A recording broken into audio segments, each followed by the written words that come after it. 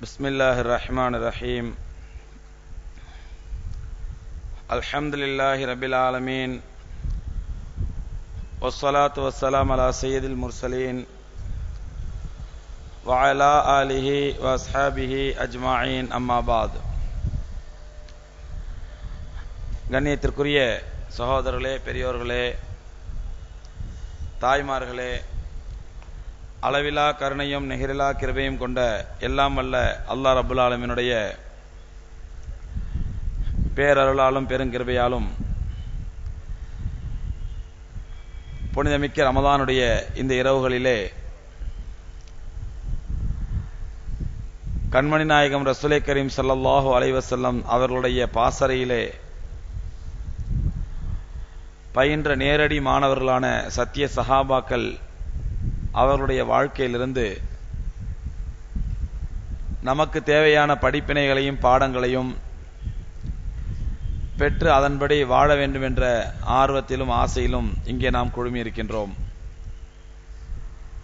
அல்லாஹ் ரப்புல் ஆலமீன் நம்முடைய ஆசையையும் ஆர்வத்தையும் கபூல் செய்து பேசப்படும் விஷயத்தின்படியும் கேட்கப்படும் விஷயத்தின்படியும் அமல் செய்யக்கூடிய பாக்கியத்தை அல்லாஹ் நம் அனைவருக்கும் தந்தருள்வானாக என்ற துஆ சிதவண்ணமாக இன்றைய உரையை ஆரம்பம் செய்கின்றேன். கண்ணியத்திற்குரியவர்களே, இன்று உலகிலே உலக மக்களுக்கு மத்தியிலே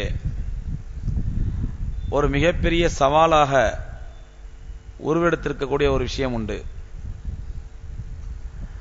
உலகத்தினுடைய எந்த நாட்டு தலைவர்கள் எந்த பகுதியிலே அவர்கள் ஒன்று கூடி பேசினாலும், அல்லது எந்த நாட்டு அதிபர், எந்த நாட்டு பிரதமர் அல்லது எந்த நாட்டு ஜனாதிபதி இன்னொரு நாட்டுக்கு சென்றாலும் அவர்கள் பேசும் முதல் தலைப்பு இதை பற்றித்தான். அவர்கள் பேசி முடித்தவுடன் மக்களுக்கு கூட்ட அறிக்கை வெளியிடும் பொழுதோ, அல்லது சேர்ந்து 2 பேரும் அல்லது பல தலைவர்கள் சேர்ந்து பேட்டி கொடுக்கும் பொழுதோ, அவர்கள் பேசப்படும் முதல் வார்த்தையும் என்னவென்றால், இன்று உலகத்திற்கே மிகப்பெரிய அச்சுறுத்தலாக, மிகப்பெரிய பயங்கரமாக உலக மக்களையே உழுக்கக்கூடிய ஒரு காரியமாக திகழ்வது தீவிரவாதம்தான். அந்த தீவிரவாதத்தை நாம் எல்லோரும் சேர்ந்து வேரோடும் வேரடி மண்ணோடும் அழிக்க வேண்டும் என்று தலைவர்கள் அறிக்கை விடுவதையும் பேட்டி கொடுப்பதையும் நாம் பார்க்கின்றோம். அது சில நேரங்களிலே, பல நேரங்களிலே அது ஒரு கற்பனையாக பொய்யாக இருந்தாலும் சில நேரங்களிலே உண்மையாகவும் இருக்கின்றது.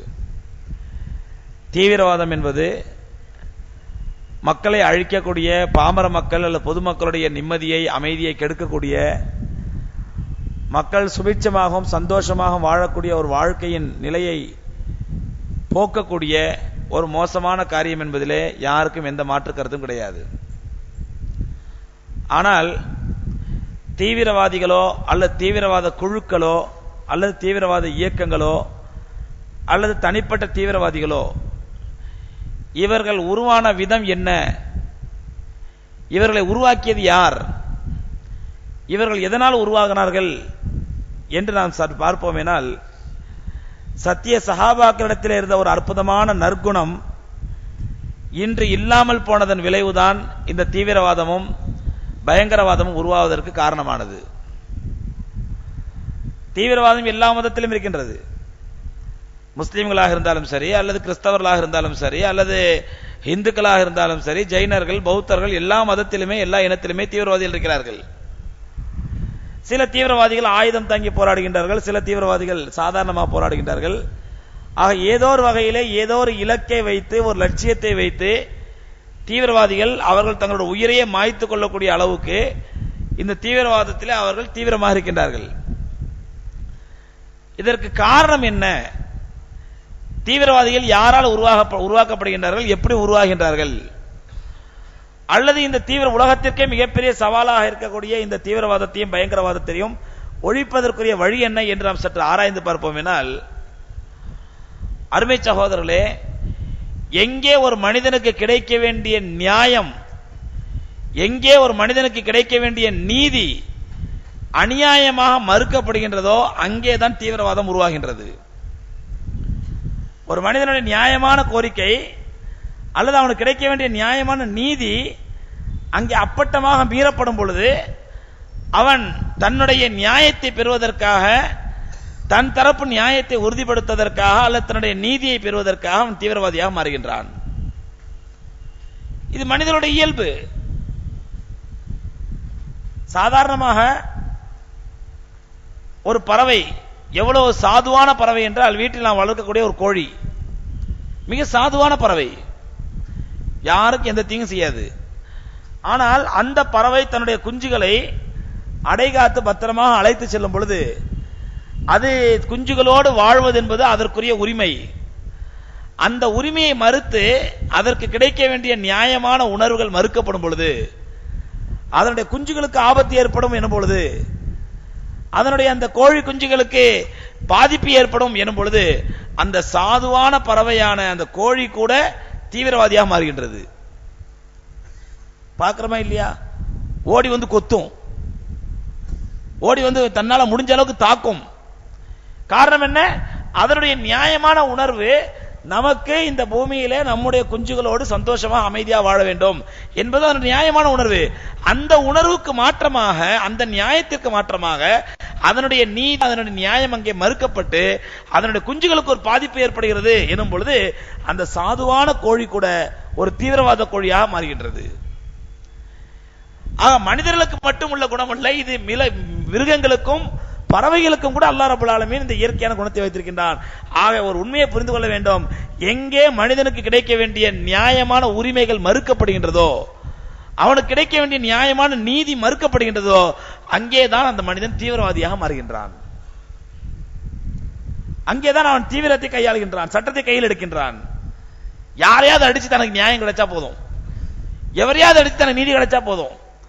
உலகளாவிய வரலாறுகளிலே எடுத்து பார்ப்போம் என்னால், ஒன்று தீவிரவாதிகள் அவர்கள் அநியாயக்காரர்களாக இருப்பார்கள், அவங்களே தீவிரவாதத்தை கையில் எடுத்து அநியாயக்காரர்களாக இருப்பார். உதாரணமாக குஜராத்தில் நடந்ததை போன்று, பிவாண்டியில் நடந்ததை போன்று, பாகல்பூரில் நடந்ததை போன்று, பலஸ்தீனில் நடந்து கொண்டிருப்பதை போன்று, அல்லது அவர்கள் அநீதம் இழைக்கப்பட்டவர்களாக இருப்பார்கள். இந்த இரண்டு வகையில் ஒன்றுதான் தீவிரவாதிகளாக மாறுவதற்கு எல்லா விதமான சாத்தியக்கூறுகளும் இருக்கின்றன. அந்த அடிப்படையில் இன்னைக்கு நம்ம இந்தியாவில் பார்ப்போம் என்னால், இந்தியாவிலே இந்த முஸ்லீம் தீவிரவாதிகள், முஸ்லீம் பயங்கரவாதிகள், எங்க பார்த்தாலும் முஸ்லீம்கள் தான் குண்டு வைக்கிறாங்க, எங்க பார்த்தாலும் முஸ்லீம்கள் தான் தீவிரவாதிகள் இருக்கிறாங்க என்பது 199% ஒரு அவதூறு பிரச்சாரமாக இருந்தாலும் கூட அதிலே 1% உண்மை இல்லாமல் இல்லை. 99% அவதூறு தான். முஸ்லீம் தீவிரவாதிகள், இஸ்லாமிய தீவிரவாதிகள், முஸ்லீம்களுடைய தீவிரவாதிகள், எங்க பார்த்தாலும் முஸ்லீம்கள் தான் குண்டு வைக்கிறாங்க என்று சொல்லக்கூடிய இந்த அவதூறு இருக்கின்றதே, 99% அவதூறாக இருந்தாலும் கூட அதிலே 1% உண்மை இருக்கத்தான் செய்கின்றது. சில சமயங்களில் முஸ்லீம் இளைஞர்கள் ஆவேசப்பட்டு நிதானத்தை இழந்து தவறான வழிகாட்டுதலால் சில தீவிரவாத செயல்களில் ஈடுபட்டிருக்கின்றார்கள். இந்த தீவிரவாத செயல்கள் முஸ்லீம்கள் தரப்பில், அதுக்கு முன்னாடிலாம் தீவிரவாதம் இருந்துச்சு, முஸ்லீம்களுக்கு சம்பந்தம் இல்லாம இருந்துச்சு. இந்த 1% முஸ்லீம்களோட தொடர்பு ஏற்பட்டது எதனால்? 99% பொய். முஸ்லீம் தீவிரவாதிகள் சொல்றது 99% பொய். 1% எப்பொழுது உண்மையானது என்றால், கொஞ்சம் வரலாற்றை எடுத்து பார்ப்போம் என்றால், இந்த இஸ்லாமிய தீவிரவாதிகள் என்பதும் இஸ்லாத்தை முஸ்லீம்களை கண்காணிப்பதற்கென்று சிபிஐலையும் சிபிசிஐடியிலையும் எஸ்பிஐலையும் ஸ்பெஷல் பிரான்ச் ஆஃப் இன்வெஸ்டிகேஷன் சொல்லி அல்லது ஸ்பெஷல் இன்வெஸ்டிகேஷன் யூனிட் அப்படின்னு சொல்லி விதவிதமான புதுப்பான யூனிட்டுகளை போட்டு விதவிதமான பிரான்ச்சுகளை போட்டு முஸ்லீம் இளைஞர்களை கண்காணிக்க ஆரம்பிச்சது பூரா எப்பன்னு பாத்தீங்கன்னா 1992க்கு பிறகுதான். 1992க்கு முன்னாடி வரல இந்த அளவுக்கு முஸ்லீம்கள் இந்த 1% கூட முஸ்லீம்களோட தீவிரவாதம் என்பது இணைக்கப்படவில்லை. இளைஞர்கள் தீவிரவாதத்தை கையில் எடுக்கல. இன்னைக்கு பூதாகரமா பிரச்சாரம் பண்றாங்களே, எங்க குண்டு வெடிச்சாலும் உடனே முஸ்லீம்கள் தான், எங்க ஆயுதம் தூக்கினாலும் உடனே முஸ்லீம்கள் தான், எங்க தப்பு நடந்தாலும் முஸ்லீம்கள் தான். அதையும் ஒரு நல்ல மனிதர் இந்தியாவிலே நமக்கு முஸ்லீம்களுக்கு எல்லாம் நம்பிக்கையை ஏற்படுத்துற மாதிரி ஒரு நல்ல மனுஷன் உருவானாரு. இல்ல அநியாயக்கார பாவிகளா, ஏன்டா அந்த அப்பாவிகள் மேல பழிய போடுறீங்க, மாளிகாவில் நடந்த குண்டு வெடிப்பு முஸ்லீம்கள் சம்பந்தம் இல்ல, சம்ஜோதா எக்ஸ்பிரஸ் நடந்த குண்டுவெடிப்பு முஸ்லீம்களுக்கு சம்பந்தம் இல்ல. இன்னும் எத்தனையோ குண்டுவெடிப்புகளுக்கு முஸ்லீம்களுக்கு சம்பந்தம் இல்ல. பிஜேபி ஆர்எஸ்எஸ் தான் அந்த குண்டுவெடிப்பு செஞ்சிருக்காங்க. தேவைப்பட்டால் அத்வானியே கூட அந்த குண்டுவெடிப்பில் சம்பந்தப்பட்டிருக்கிறார் என்று ஒரு சீதேவியான ஒரு அதிகாரி வந்து எல்லாத்தையும் நோண்டி நுங்கு எடுத்து வெளியே கொண்டு வந்தாரு. ஹேமந்த் கர்கரே சொல்லி அவரையும் சூழ்ச்சி செய்து திட்டமிட்டு கொலை செய்து விட்டார்கள். நல்ல மனுஷன், நல்ல அதிகாரி, உண்மையை தோண்டி எடுத்து கொண்டு வந்தாரு. சொன்னார் எந்த அளவுக்கு சொன்னா, நாளைக்கு ஒரு பிரஸ் ரிப்போர்ட் அறிவிக்க போறேன், அந்த பிரஸ் ரிப்போர்ட்ல முக்கியமான தலைகளை பற்றி ஆதாரங்கள்லாம் சொல்ல போறாரு. அதுக்குள்ள அவர் தலை உருண்டுடுச்சு முந்தின நாளே. அப்ப 99% பொய், ஆனால் 1% உண்மை இல்லாமல் இல்லை. உண்மை இருக்கு. அந்த 1% தொடர்பு தீவிரவாதத்தோட முஸ்லீம் இளைஞர்களுக்கு எப்பொழுது ஏற்பட்டுச்சு சொன்னா, சகோதரர்களே 1992க்கு பிறகுதான். பட்டவர்த்தனமாக ஆயிரக்கணக்கான ராணுவ வீரர்கள், பல்லாயிரக்கணக்கான காவல்துறை, ஒட்டுமொத்த உலகத்தில் உள்ள மீடியாக்களும் கண்காணித்துக் கொண்டிருக்க, பட்டவர்த்தனமாக 300 ஆண்டுகள் பழமையான ஒரு பள்ளிவாசல் எப்பொழுது இடித்து ஷஹீதாக்கி தடைமட்டம் ஆக்கப்பட்டதோ அப்பொழுது அங்கே நியாயம் மறுக்கப்பட்ட பொழுது முஸ்லிம் இளைஞர்களுடைய 1% தீவிரவாதத்தின் பக்கம் போக ஆரம்பித்தார்கள்.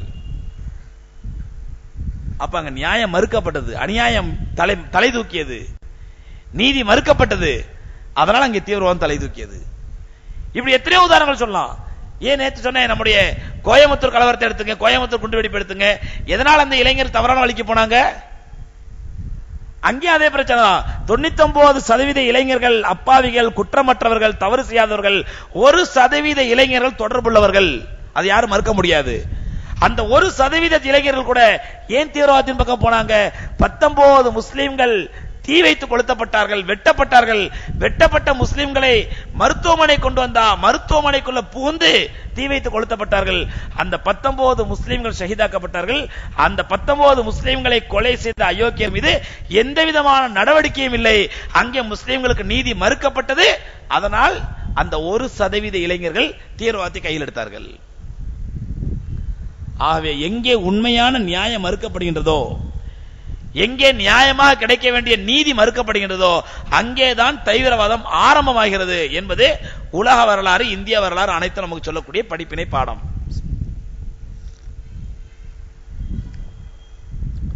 சகோதரர்களே, இந்த மாதிரி தீவிரவாதம் கூட உருவாகாமல் இருப்பதற்கு வழி என்ன? தீவிரவாதம் தலை தூக்காமல் இருப்பதற்கு வழி என்ன? பன்னாட்டு தலைவர்களும் ஒன்று கூடி நல்லா கூடி பேசி நல்லா சாப்பிட்டு போட்டு நல்லா குதுகுலிச்சு போட்டு உடனே ஒரு கூட்டா ஒரு அறிக்கை வெளியிடுறது, அல்லது ஒரு கூட்டா ஒரு ரிப்போர்ட் வெளியிடுறது, அல்லது பிரஸ் மீட் நடத்துறது, இதனால எல்லாம் தீவிரவாதத்தை ஒழித்து விட முடியாது. பாதிக்கப்பட்ட மக்கள் உலகத்தின் எந்த மூலை முடுக்குகள் வசிக்கிறார்களோ, ஒடுக்கப்பட்ட மக்கள் எங்கெல்லாம் அவர்கள் அவஸ்தைப்பட்டுக் கொண்டு வேதனைப்பட்டுக் கொண்டிருக்கிறார்களோ, அந்த பாதிக்கப்பட்ட மக்களுக்கு நியாயமாக கிடைக்க வேண்டிய உரிமைகள் என்னைக்கு வரை கிடைக்காதோ, ஒடுக்கப்பட்ட மக்களுக்கு நியாயமாக கிடைக்க வேண்டிய நீதி என்று வரை மறுக்கப்படுமோ அன்று வரை எத்தனை கொம்பன்கள் கூடி உட்கார்ந்து பேசினாலும் தீவிரவாதத்தை ஒழிக்க முடியாது. புது புது தீவிரவாதிகள் உருவாகி கொண்டே இருப்பார்கள். எத்தனை அரசாங்கங்கள் திட்டமிட்டாலும், எத்தனை ராணுவங்கள் வந்தாலும் தீவிரவாதத்தை ஒழிக்க முடியாது. எதுவரை பாதிக்கப்பட்டவர்களுக்கும் ஒடுக்கப்பட்டவர்களுக்கும் அவர்களுக்கு நியாயமாக கிடைக்க வேண்டிய உரிமை கிடைக்காதோ, நீதி கிடைக்காதோ அதுவரை. அப்படி அந்த நியாயமாக நீதி கிடைக்க வேண்டும், நீதமாக நடக்க வேண்டும், நீதி செலுத்த வேண்டும் என்பதற்கு உலகத்துக்கே ஒரு அற்புதமான வழிகாட்டியாக இருந்தவர்கள் சத்திய சஹாபாக்களுடைய ஆட்சியிலே, சஹாபாக்கள் செய்த ஆட்சி, அவர்கள் நடத்திய அரசாங்கம். ரப்புல் ஆலமீன் குர்ஆனிலே சொல்கிறார் சூரத்துல் மாயிதாவிலே, வலா யஜ்ரி மன்னக்கும் ஷனஆன கௌமின் அலா அல்லா தஅதிலு யஅதிலு ஹுவ அக்ரபுல் தக்வா. எந்த ஒரு சமுதாயத்தின் மீதும் நீங்கள் கொண்ட விருப்போ வெறுப்போ உங்களை அநியாயம் செய்ய தூண்டிவிட வேண்டாம். எந்த ஒரு சமுதாயத்தின் மீதும் நீங்கள் கொண்ட விருப்போ வெறுப்போ உங்களை அநீதம் செய்ய தூண்டிவிட வேண்டாம். யார் மீது கொண்டிருக்கக்கூடிய உங்களுடைய வெறுப்பு அவங்களுக்கு அநியாயம் நீங்க செஞ்சிடாதீங்க. யஅதிலு நியாயமாகவே நடங்கள். ஹுவ அக்ரபுல் தக்வா அதுதான் உங்களுடைய இறையச்சத்திற்கு நெருக்கமானது. நீதமாக நடப்பது, உலகத்தில் நியாயமாக நடப்பது, அது உங்களுக்கு தக்வாவை ஏற்படுத்தி தரும். அல்லாஹ் சொல்றான், உலகத்தில் எந்த ஒரு மனிதத்திலும் நியாயமாக நடப்பது, நீதியை செலுத்துவது என்பது அது உங்களுக்கு இறையச்சத்தை உருவாக்கி தரும். இன்னொரு ஆயத்தில் அல்லாஹ் ரப்பல் ஆலமீன் சொல்றான், நீங்கள் நியாயமாகவே நடங்கள், அது உங்களுடைய நெருக்கமானவர்களுக்கு பாதகமாக இருந்தாலும் சரியே, அல்ல உங்களுக்கே பாதகமாக இருந்தாலும் சரியே, நியாயத்தை நீதியை கைவிட்டு விடாதீர்கள். அப்போ இந்த உண்மையை அல்லாஹ் ரப்புல் ஆலமீன் புரிந்து கொண்டு நமக்கு புரிய வச்சதுனால தான் அல்லாஹ் சொல்றான், நீதம் என்பது எந்த ஒரு பூமியிலுமே மறுக்கப்படக்கூடாது.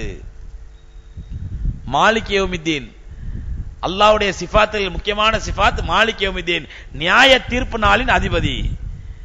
எந்த அளவுக்கு நியாயம் செலுத்துவான் பெருமானார் ஸல்லல்லாஹு அலைஹி சொன்னாங்க, உலகத்திலே ஒரு கொம்பு உள்ள ஆடு ஒரு கொம்பில்லாத ஆட்டை முட்டிவிட்டால் மறுமையில ரப்புல் ஆலமீன் எப்படி நீதம் வழங்குவான் என்றால், அந்த கொம்பில்லாத ஆட்டுக்கு கொம்பை கொடுத்து இந்த ஆட்டை முட்ட வைப்பான். நீ முட்டினால அந்த வேதனை நீ அனுபவி. அப்ப நீதம் என்பது சகோதரர்களே ஷரியத்திலே மிக முக்கியமாக கருதப்பட வேண்டியது. குர்ஆன்ல பல இடங்களில் அல்லாஹ் வலியுறுத்துகின்றான், நீங்கள் நீதி தவறி விடாதீர்கள், நியாயம் தவறி விடாதீர்கள், நீதத்திற்கு மாற்றமாக நடந்து விடாதீர்கள். அல்லாஹ் குர்ஆன்ல பல இடங்களில் சொல்றான். அந்த அல்லாஹ்வுடைய கட்டளையும் கண்மணி நாயகம் ஸல்லல்லாஹு அலைஹி வஸல்லம் அவருடைய அந்த தர்பியத்தும் சஹாபாக்களை எப்படி மாத்திச்சு பாருங்க, நியாயவான்களாக நீதவான்களாக. ஃபாத்திமா பின்த் கைஸ் என்ற ஒரு பெண்மணி கண்மணி நாயகம் ஸல்லல்லாஹு அலைஹி வஸல்லம் அவர்கள் காலத்திலே திருடி விடுகிறார்கள். அவர்கள் திருடிய குற்றம் ஊர்ஜிதப்படுத்த உடனே பெருமானார் ஸல்லல்லாஹு அலைஹி வஸல்லம் அவர்கள் அந்த பெண்மணியை கையை வெட்ட வேண்டும் என்று தீர்மானிக்கின்றார்கள் அல்லாஹ்வுடைய சட்டப்படி. ஆனால் அந்த பாத்திமா பின்த் கைஸ் மிக பிரபலமான மிக ஒரு கண்ணியமான ஒரு வம்சத்தை சார்ந்தவர். ஆகவே அந்த வம்சத்தை சார்ந்தவர்கள் பெருமானார் ஸல்லல்லாஹு அலைஹி வஸல்லத்திலே ரெக்கமெண்டுக்கு வர்றாங்க. எப்படி சொல்றேன், யார சொல்லலாம், நீங்க கையை வெட்டிட்டீங்கன்னா காலகாலத்துக்கு அந்த பெண்ணுக்கு அது ஒரு அவ பேரா போயிடும், எங்களுடைய கோத்திரத்துக்கு அது ஒரு கெட்ட பேரா போயிடும். என்ன பெரிய கோத்திரம், என்ன பெரிய கோத்திரம், உங்கள ஒரு பொம்பளை திருடுபட்டு ரசூலுல்லாஹ் கையை வெட்டணும் தானே, உங்களை பொம்பளை ஒரு திருடி ரசூலுல்லாஹ் கை வெட்டுப்பட்டது தானே, அப்படி காலகாலத்துக்கு எங்களுக்கு ஒரு பெரிய கேவலம் ஆயிடும். அதனால யார சொல்ல இல்ல, கொஞ்சம் நீங்க மறுபரிசீலனை பண்ணுங்க அப்படின்னாங்க. பெருமானார் ஸல்லல்லாஹு அலைஹி வஸல்லம் முடியாதுட்டாங்க. பெருமானாருடைய வளர்ப்பு மகன் வளர்ப்பு பேரன் உசாமா பின் ஸெய்த் ரலியல்லாஹு தஆலா வந்து முறையிடுறாங்க, நீங்க ரசூலுல்லாஹ் ரொம்ப நெருக்கமானவங்க, வளர்ப்பு பேரன் நீங்க போய் சொல்லுங்க. உசாமா பின் ஸெய்த் ரலியல்லாஹு ரசூலுல்லாஹ் சொல்றாங்க, நபி ஸல்லல்லாஹு அலைஹி வஸல்லம் கோவப்பட்டு அனுப்பிடுறாங்க. அப்புறம் மெம்பர் மேல ஏறி ரசூலுல்லாஹி ஸல்லல்லாஹு அலைஹி வஸல்லம் எல்லா மக்களுக்கு விளங்க பிரச்சாரம் பண்ண பிரசங்கம் பண்ண சொல்றாங்க, அல்லாஹ்வுடைய சட்டத்திலா என்னிடத்தில் நீங்க ரெக்கமெண்டுக்கு வர்றீங்க, அல்லாஹ்வுடைய சட்டத்தை ரெக்கமெண்ட் பண்ண நீங்க யார் நான் யாருப்பா, இது அல்லாஹ்வுடைய கட்டளை. வலவ் பொமா பி Fatima bint Qais, Fatima bint Qais அல்ல, வலவ் கானத் ஃபாத்திமத்து பின்த் முஹம்மதின் லகதாத் யதஹா, என்னுடைய மகள் ஃபாத்திமாவாக இருந்தாலும் அவள் திருடி இருந்தால் அவளுடைய கையை நான் வெட்ட தயங்க மாட்டேன். நீ வேற யாரோ பெண்ணுக்கு ரெக்கமெண்டுக்கு வந்துட்ட, என்னுடைய மகளை விட ஒரு கண்ணியமான பெண் உலகத்தில் இருக்கணும், என்னுடைய கோத்திரத்தை விட கண்ணியமான ஒரு பெண் இருக்க முடியும், அல்லாஹ்வுடைய தூதர் ஸல்லல்லாஹு அலைஹி வஸல்லம் என்னை விடவா உலகத்தில் சிறந்த மனிதர் இருக்க முடியும், இதான் அர்த்தம் அதுக்கு. அப்படிப்பட்ட என்னுடைய மகள் பாத்திமாவாக இருந்தாலும் கூட நான் லகதாத் யதஹா, அவருடைய கையை நான் துண்டிக்க தயங்க மாட்டேன் நபி ஸல்லல்லாஹு அலைஹி வஸல்லம் சொன்னாங்க. அப்படி பெருமானார் ஸல்லல்லாஹு அலைஹி வஸல்லம் அவர்கள் கற்றுக் கொடுத்த அந்த நீதம், அந்த நியாயம் சத்திய சஹாபாக்களிடத்திலும் பிரதிபலித்தது, எதிரொலித்தது. சத்திய சஹாபாக்கள் அவர்கள் ஆட்சி செய்த முறையை பார்ப்போம் என்றால், இந்த நீதம் எங்கே நீதம் மறுக்கப்படுகின்றதோ, எங்கே ஒரு மனிதனுக்கு கிடைக்க வேண்டிய நியாயமான உரிமைகள் மீறப்படுகின்றதோ, அங்கேதான் தீவிரவாதங்களும் பயங்கரவாதமும் தலை தூக்கும் என்ற இந்த சத்திய உண்மையை ரப்புல் ஆலமீன் உலகத்திற்கு பறைசாற்றுகின்றான். அதன் மூலமாக சத்திய சஹாபாக்களை பெருமானார் ஸல்லல்லாஹு அலைஹி வஸல்லம் தர்பியத்படுத்துகின்றார்கள். அந்த சஹாபாக்கள் செய்த ஆட்சியிலே நீதம் பிரகாசித்தது. இன்னைக்கு நடக்கிற ஆட்சியாளர்களுடைய ஆட்சி முறையும் அதையும் கம்பேர் பண்ணி பார்த்ததுனால தான் மகாத்மா காந்தி மனம் வெறுத்து போய் சொன்னாரு, என்னைக்கு உமருடைய ஆட்சி, அது நான் சொல்றது மகாத்மா காந்தி உயிரோடு இருக்கும் பொழுது, இன்னைக்குள்ள நிலைமையெல்லாம் பார்க்கல அவரு, இன்னைக்கு நடக்கிற அநியாயத்தெல்லாம் பார்க்கல. 50 வருஷம் 60 வருஷத்துக்கு முன்னாடி அவர் உயிரோடு இருக்கும்போது சொன்னாரு, அன்னைக்கு நடந்த அநியாயங்களை பார்த்து சொன்னாரு, என்னைக்கு உமருடைய ஆட்சி இந்தியாவுக்கு வருமோ அன்னைக்கு தான் இந்தியா உருப்படும் அப்படின்ட்டாரு. இல்ல மகாத்மா காந்தியும் ஒரு பெரிய இஸ்லாமியவாதியோ அல்லது ஒரு பெரிய நியாயமான ஆளு அப்படி இப்படிலாம் சொல்ல முடியாது. அவரும் ஒரு இந்து குடும்பத்தில் பிறந்த இந்து கலாச்சாரத்தை அறிந்தவர் தான்.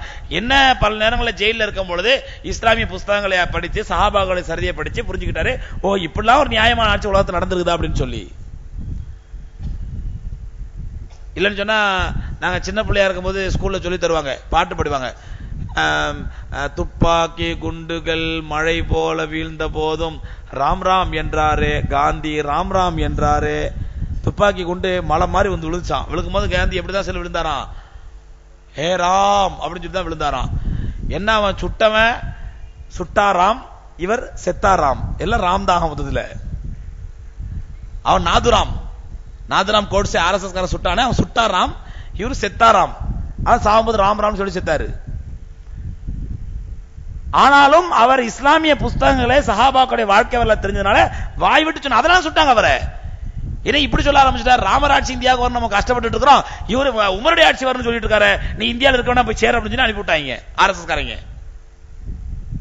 அந்த சஹாபாக்களுடைய வாழ்க்கையில நியாயமும் நீதமும் எந்த அளவுக்கு தழை தோங்கியது, எந்த அளவுக்கு நீதம் அவருடைய வாழ்க்கையில மிளிரியது என்பதற்கு ஒரு சில சம்பவங்களை பார்ப்போமேனால், ஹதரத் உமர் ரலியல்லாஹு தஆலா ஆட்சி காலத்தில் இந்த நியாயம்னு எடுத்தாலே ஹதீஸ்கள்ல நிறைய உமர் ரலியல்லாஹு சம்பவமா தான் வருது. சலிக்கிற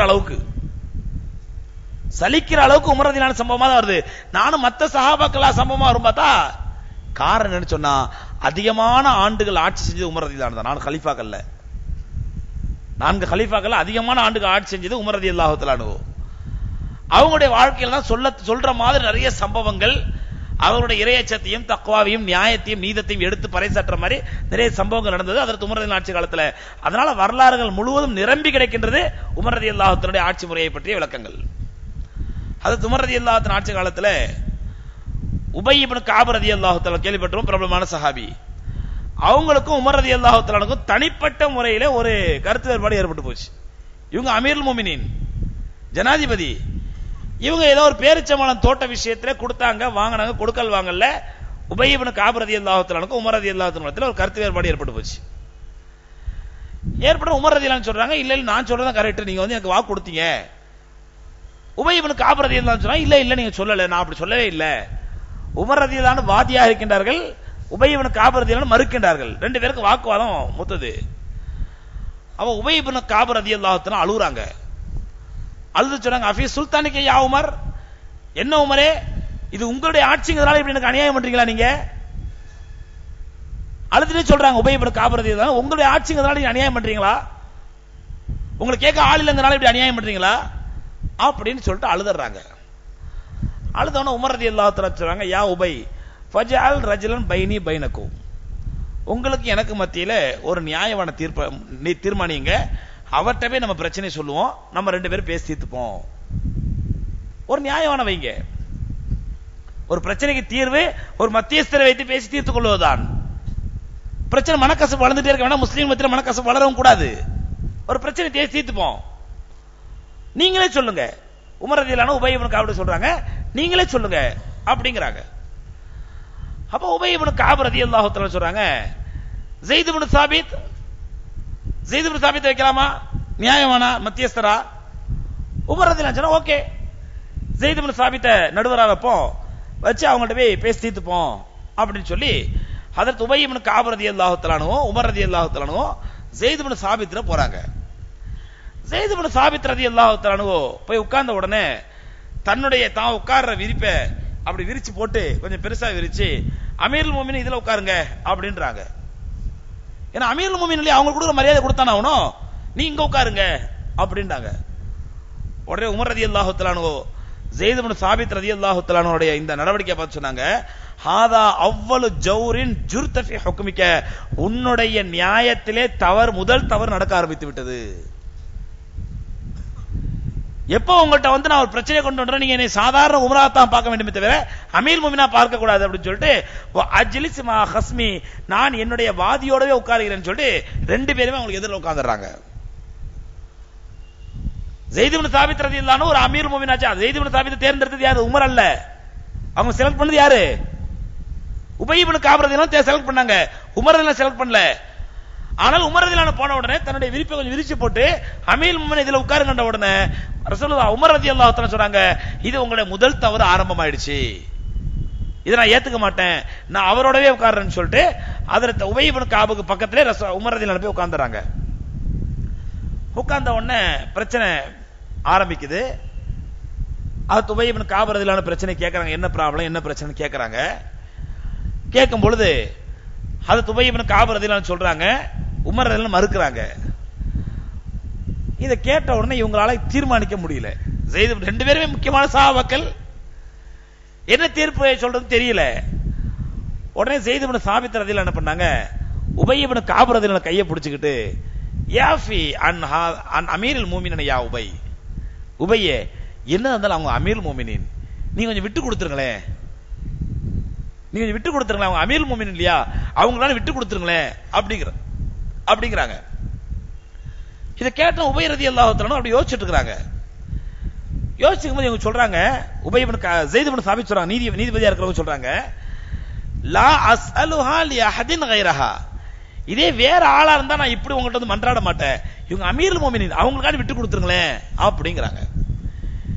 இந்த வார்த்தையை கேட்ட உடனே ஹஜ்ரத் உமர் ரலியல்லாஹு தஆலா சொல்றாங்க, லா யுத்ரிகு ஸைதுன் அல் கதா ஹத்தா யகூன உமரு ரஜுலும் மின் இந்தஹுல் மின் ரஜுலும் மின் இந்தஹில் முஸ்லிமீன சவாஅன். உமர் ரலியல்லாஹு சொல்றாங்க, ஸைதுக்கு நீதம் வழங்கவே தெரியல. ஸைதுல யாருக்கு சப்போர்ட் பண்ணிட்டு இருக்காங்க? உமர் ரலியல்லாஹு சப்போர்ட் பண்ணிட்டு இருக்காங்க. அமீருல் முஃமினீனுக்காக இவங்க வாதாடுறாங்க, கொஞ்சம் விட்டு கொடுத்துருங்களேன், இதை வேற ஆளா தான் நான் இப்படி மன்றாடி கேட்க மாட்டேன், இவங்க அமீருல் முஃமினீன் எவ்வளவு பேர் தக்வாதே நமக்கு தெரியும், அதனால கொஞ்சம் விட்டு கொடுத்துருங்களேன் அப்படின்னு சொல்லி அவங்க கேக்குறாங்க. அவங்க உபை இப்னு கஅப் ரலியல்லாஹு விட்டு கொடுக்கலாமான்னு யோசிச்சுட்டு இருக்காங்க.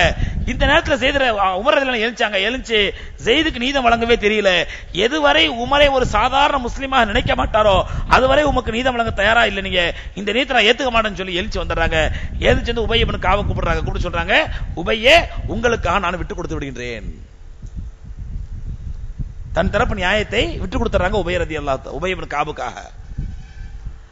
அப்ப ஒரு நீதிபதி எப்படி இருக்க வேண்டும்? ஒரு ஜனாதிபதியே கோர்ட்டுக்கு வந்தாலும் கூட அவருக்கு அங்கே ஒரு சாதாரண வழக்காடியாகவோ சாதாரண வழக்கை நடத்தக்கூடியவராகத்தான் பார்க்க வேண்டுமே தவிர அவரை ஜனாதிபதியாக பார்க்க கூடாது என்று உமர் ரலியல்லாஹு அன்ஹு கற்றுக் கொடுக்கிறாங்க. ஆனா இன்னைக்கு சமீபத்தில் சர்ச்சை, இன்னைக்கு ஒரு 4-5 வருஷம் முன்னாடி சமீபத்தில் சர்ச்சையாச்சு.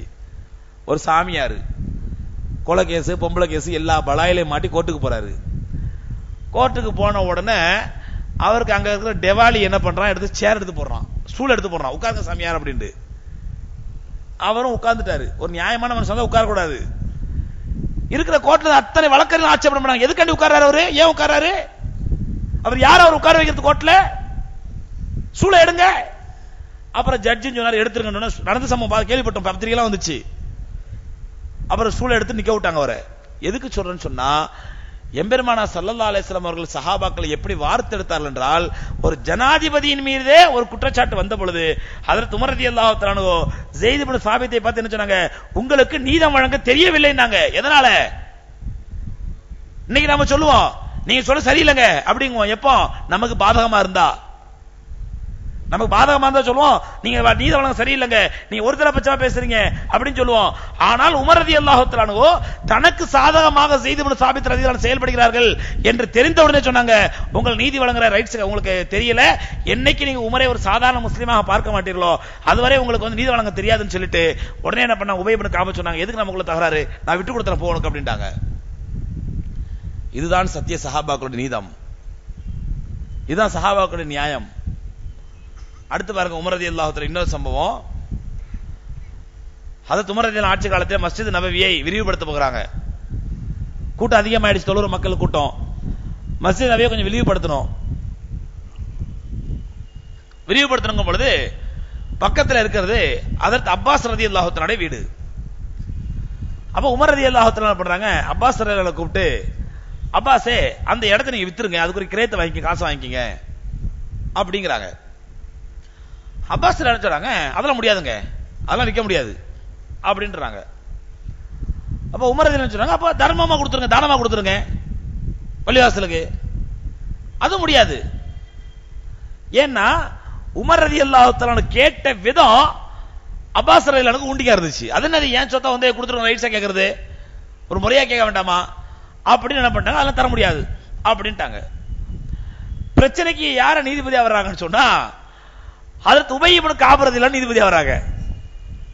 எந்த உபை இப்னு கஅபுக்கோ ஹஜ்ரத் உமர் ரலியல்லாஹுக்கு பிரச்சனையாயி ஸைத் இப்னு சாபித்ல போனாங்களோ அந்த உபை இப்னு கஅப் ரலியல்லாஹு தஆலா இங்க நீதிபதி ஆவறாங்க. யாருக்கு பிரச்சனை மத்தியில, ஹஜ்ரத் அப்பாஸ் ரலியல்லாஹு ஹஜ்ரத் உமர் ரலியல்லாஹு நடுவுல உள்ள பிரச்சனைக்கு உபை இப்னு கஅப் நீதிபதியா வர்றாங்க. ஒரு நாட்டினுடைய ஜனாதிபதி மக்கள் பிரச்சனைக்காக பள்ளிவாசலை விஸ்தீர்ணப்படுத்தணும், அதுக்கு ஹஜ்ரத் அப்பாஸ் ரலியல்லாஹு இடத்தை கேட்கறாங்க. அவங்க தரமாட்டன்னு மறுக்கிறாங்க. அங்கே ஒரு அட்டர்னி ஜெனரலோ அல்லது ஒரு பப்ளிக் ப்ராசிக்யூட்டரோ அல்லது நாட்டினுடைய அல்லது அரசாங்கத்துடைய வக்கீலோ அங்க போகல. ஹஜ்ரத் ஜனாதிபதி ஹஜ்ரத் உமர் ரலியல்லாஹு தஆலா அவர்களே ஒரு பிரதிவாதியா போய் உட்கார்றாங்க. உட்கார்ந்தா அங்க என்ன பிரச்சனை கேட்கும்போது பிரச்சனை சொல்றாங்க, நான் எனக்காண்டி கேட்கல, பள்ளிவாசல விஸ்தீர்ணப்படுத்தணும், அதுக்கு இடம் தந்தான் ஆகணும், தரணுமா இல்லையா?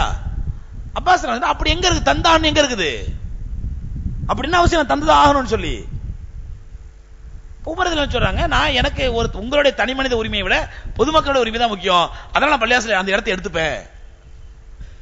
இது வேகமா பேச்சுவார்த்தை வேகமா வருது.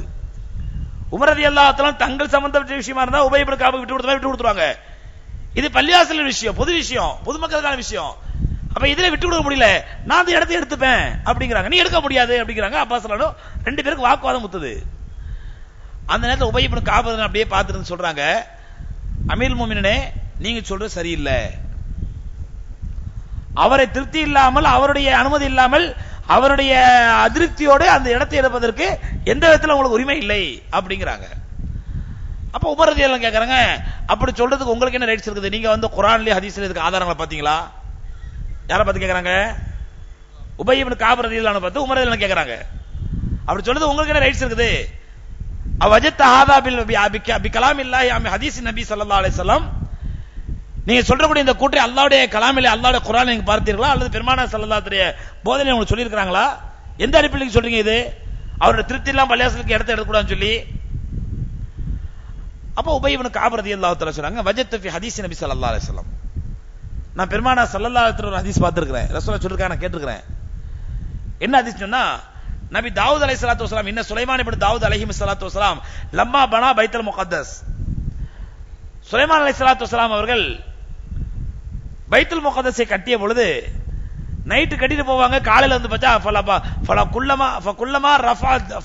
ஃபகுல்லமா ரஃபால் ஜிதார மின்ஹா இன்ஹதம அஸ்பஹ முன்ஹதிமா, இரவில் அந்த செவுத்தை கட்டி முடிச்சிட்டு போனா காலையில வந்து பார்த்தா இடிஞ்சு விழுந்து கிடக்கும் பைத்துல் முகத்தஸ் செவுரு.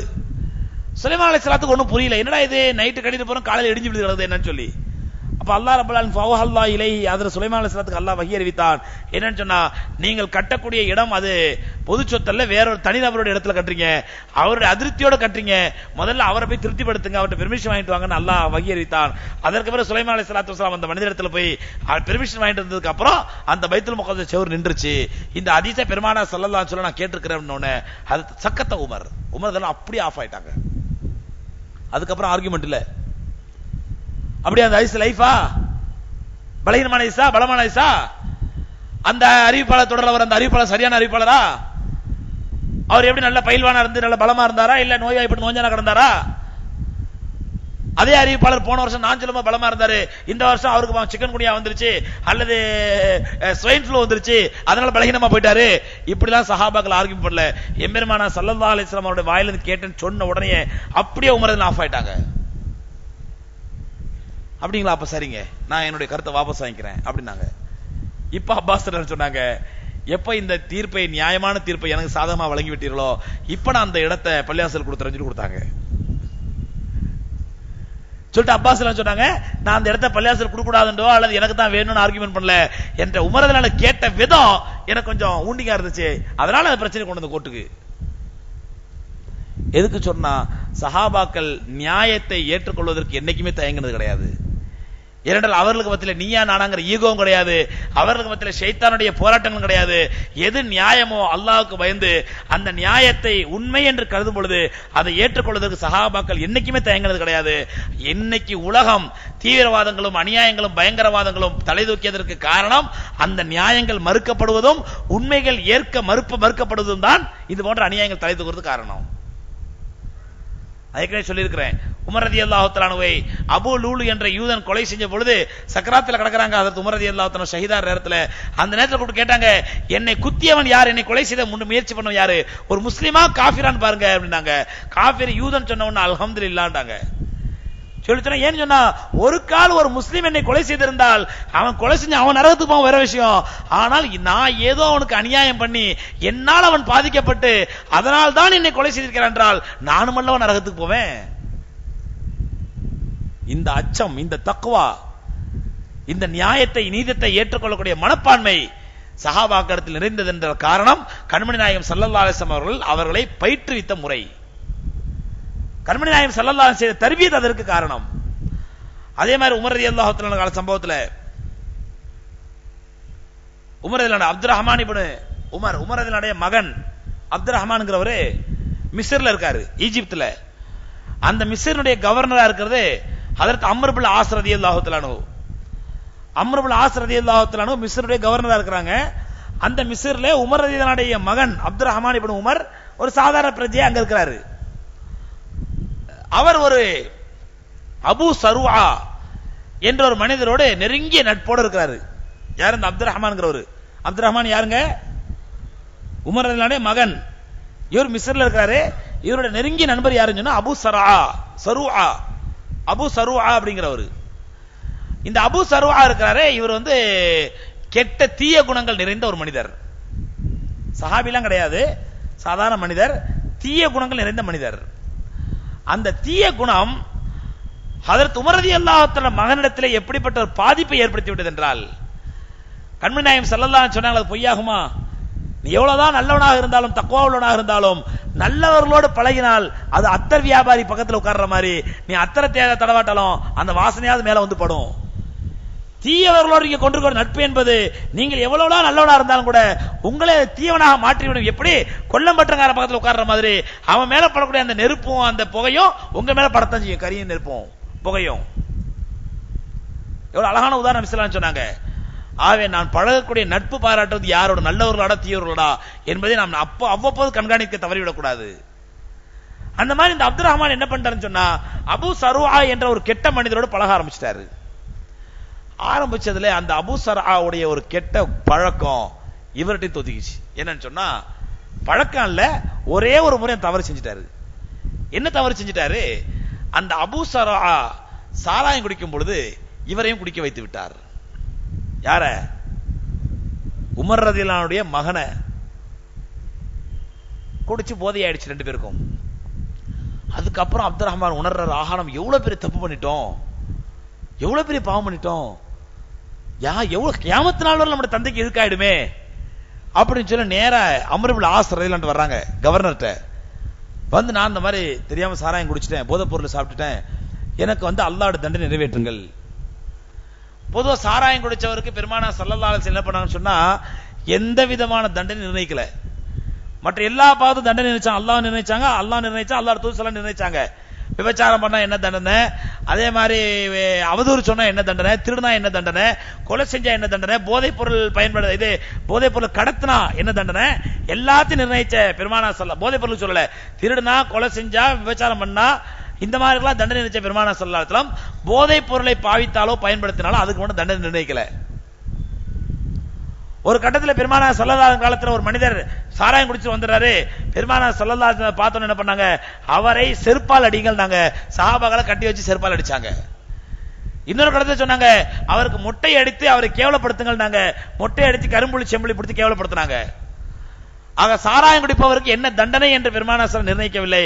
அந்த நேரத்தில் அமீர் என்ன முடிவு செய்கிறாரோ அந்த முடிவை செய்து ஆகும்போது சாராயம் குடித்தவர் கேவலப்படுத்த வேண்டும் அப்படின்னா நபி ஸல்லல்லாஹு அலைஹி வஸல்லம். அந்த அடிப்படையில் அம்ர் இப்னு ஆஸ் ரலியல்லாஹு அன்ஹு வந்த உடனே அம்ர் இப்னு ஆஸ் ரலியல்லாஹு அன்ஹு பண்றாங்க, மொட்டை அடிச்சு அவரை கசி அடிக்கிறாங்க. யாருக்குங்க? ஜனாதிபதியுடைய மகனுக்கு. எந்த நாட்டிலும் நடக்குமா? உலகத்தில் எங்கேயா கேள்விப்பட்டிருமா ஒரு நாட்டில் ஜனாதிபதி மகன் சாராயம் குடிச்சாருங்கிறதுக்காண்டி சாதாரண ஒரு கவர்னர், ஜனாதிபதிக்கு கீழே உள்ளவர் தான் கவர்னர், அந்த கவர்னர் ஜனாதிபதி மகனை ஜில்த் அடிச்சாரு, கசையடி அடிச்சாரு, எந்த வரலாறுல கேள்விப்பட்டிருக்கோமா? அடிச்சாங்க, அடிச்சாச்சு, முடிச்சாச்சு. இந்த செய்தி அதற்கு உமர் ரலியல்லாஹு கேட்ட உடனே அம்ர் இப்னு ஆஸ் ரலியல்லாஹு அன்ஹு கடிதம் எழுதுறாங்க. என்னன்னு சொன்னா, அப்துர் ரஹ்மானை உடனே மதீனாவுக்கு அனுப்பி வைங்க. அப்துர் ரஹ்மான் மதீனாவுக்கு வந்த உடனே ஹஜ்ரத் உமர் ரலியல்லாஹு அன்ஹு அதற்கும் மேலாக அவரை கசையடி அடித்தார்கள். அடித்து எந்த அளவுக்கு அடித்தார்கள் என்றால், உமர் ரலியல்லாஹு அன்ஹு 30 நாட்கள் உயிரோடு இருந்தார். 31ஆவது நாள் அப்துர் ரஹ்மான் மூத்தா போயிட்டார்.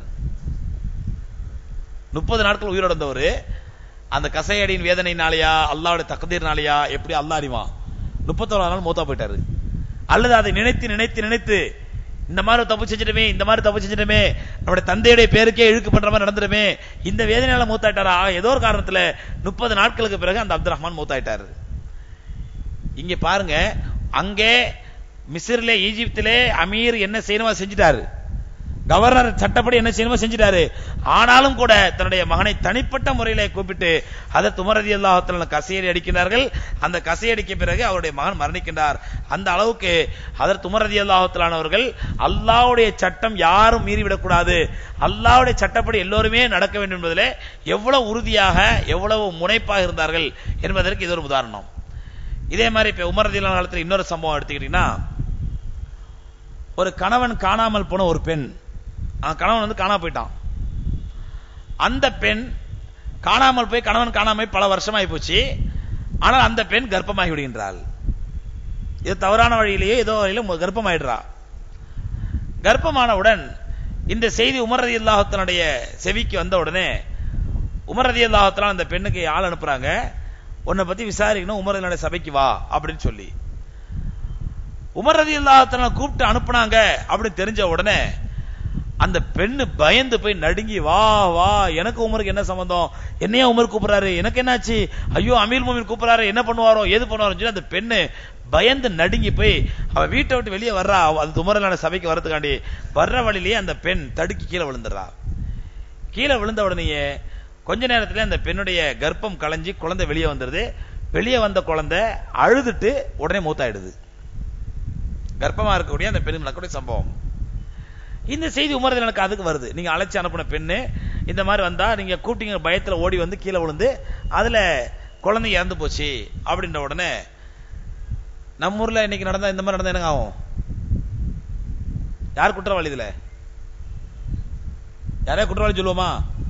யாரு குற்றவாளி? அது பொண்ணு, அது பாவம் தடி விழுந்து கீழே விழுந்து, அது இன்சிடென்ட், தட்ஸ் ஆல் அப்படின்னு போயிட்டே இருப்பாங்க. ஹதரத் உமர் ரலியல்லாஹு தஆலா இந்த செய்தி கேள்விப்பட்ட உடனே அவசரமா தன்னுடைய சகாக்களை கூப்பிட்டாங்க. இந்த மாதிரி சசம்பாவிதம் நடந்து போச்சு, தப்பு நடந்து போச்சு, இதுக்கு என்ன தீர்வு? அப்ப பெரும்பாலான சஹாபாக்கள் சொன்னாங்க, இதுல நீங்க உங்களுக்கு என்ன தீர்வு கிடையாது, உங்களுக்கு எந்த குற்றவாளியும் கிடையாது. உங்கள்கிட்ட ஒரு கம்ப்ளைண்ட் வருது, அந்த பெண்ணுடைய கணவன் காணாம போய் பல வருஷமாச்சு, ஆனால் அந்த பெண் கர்ப்பமா இருக்கிறா, எப்படி கர்ப்பமானாங்கிற ஒரு குற்றச்சாட்டு வருது. அதை விசாரிக்கிறதுக்காக கூப்பிட்டு அனுப்புறீங்க. அது அந்த பெண்ணை தடிக்க விழுந்து கீழே விழுந்து மூத்தா போயிட்டானாக்கா, அந்த குழந்தை மூத்தா போச்சுனாக்கா அதுக்கு உங்களுக்கு என்ன குற்றம் இருக்குது? ஆனா உங்க மேல எந்த தப்பும் இல்ல அப்படிங்கிறாங்க. அலி ரலியல்லாஹு தஆலா அப்படியே அமைதியா உட்கார்ந்துருக்காங்க. எல்லாரும் சொல்ற கருத்தை கேட்டுக்கிட்டே அமைதியா உட்கார்ந்துருக்காங்க. அப்ப உமர் ரலியல்லாஹு தஆலா அலிட்ட கேக்குறாங்க, அலியே மாத்தாரா, உங்களுடைய அபிப்பிராயம் என்ன? அமைதியா இருக்கீங்களே, உங்களுடைய அபிப்பிராயம் என்ன? ஹஜ்ரத் அலி ரலியல்லாஹு தஆலா சொல்றாங்க, இவங்க எல்லாருடைய அபிப்பிராயங்களை நீங்கள் பார்ப்பீர்களே, அவருடைய அபிப்பிராயம் தப்பான அபிப்பிராயம். அல்லது உங்களை திருப்திப்படுத்துவதற்காக இவர்கள் இப்படி ஒரு அபிப்பிராயம் சொல்கிறார்கள் என்றால் இவர்கள் உங்களை வழிகெடுத்து விடுவார்கள். அது அலி ரலியல்லாஹு சொல்றாங்க.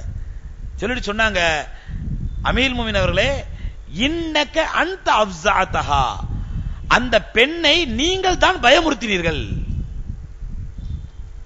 அந்த பெண்ணுக்கு இப்படி ஒரு பயம் வரதுக்கு காரணம் நீங்க தான்.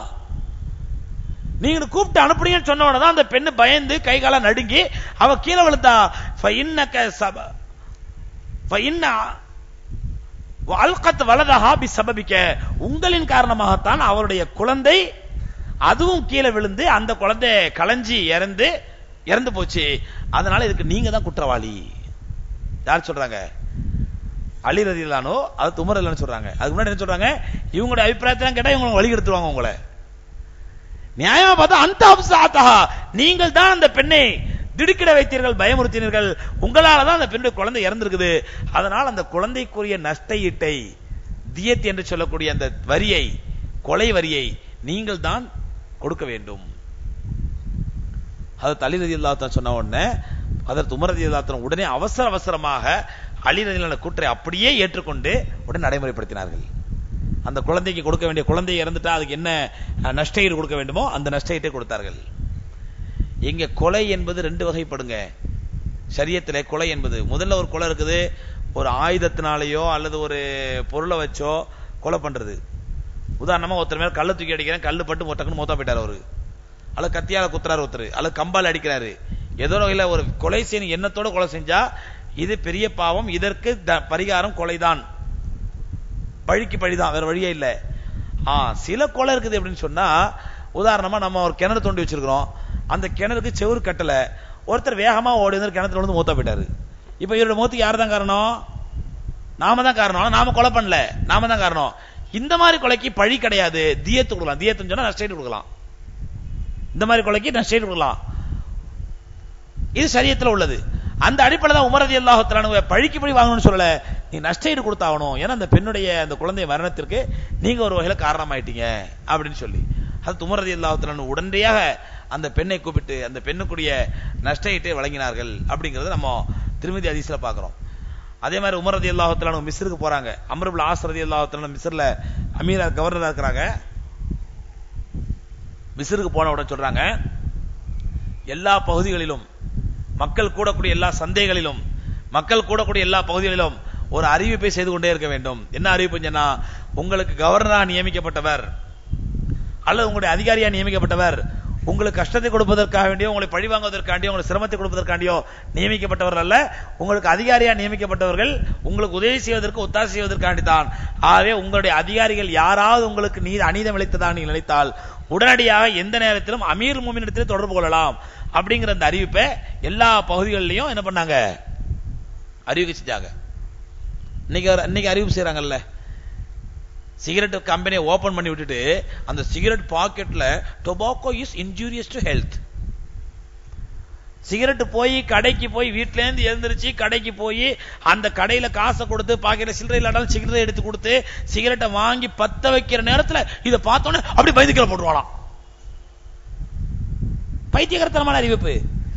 சாராய கடையில குடியை கெடுக்கும். சாராயம் குடிக்கணும்னு சொல்லி பொண்டாடியை அடிச்சு அவ தாலியை அறுத்து மார்வாடி கடையில அடமானம் வச்சு காசு வாங்கிட்டு சாராய கடைக்கு வந்துட்டான். வந்து பாட்டிலையும் வாங்கிட்டான். வாங்கி ஊத்தும் போது பாக்குறானா குடியை கெடுக்கும். வேணாம் வேணாம் உடனே தௌபா செஞ்சிருவானா.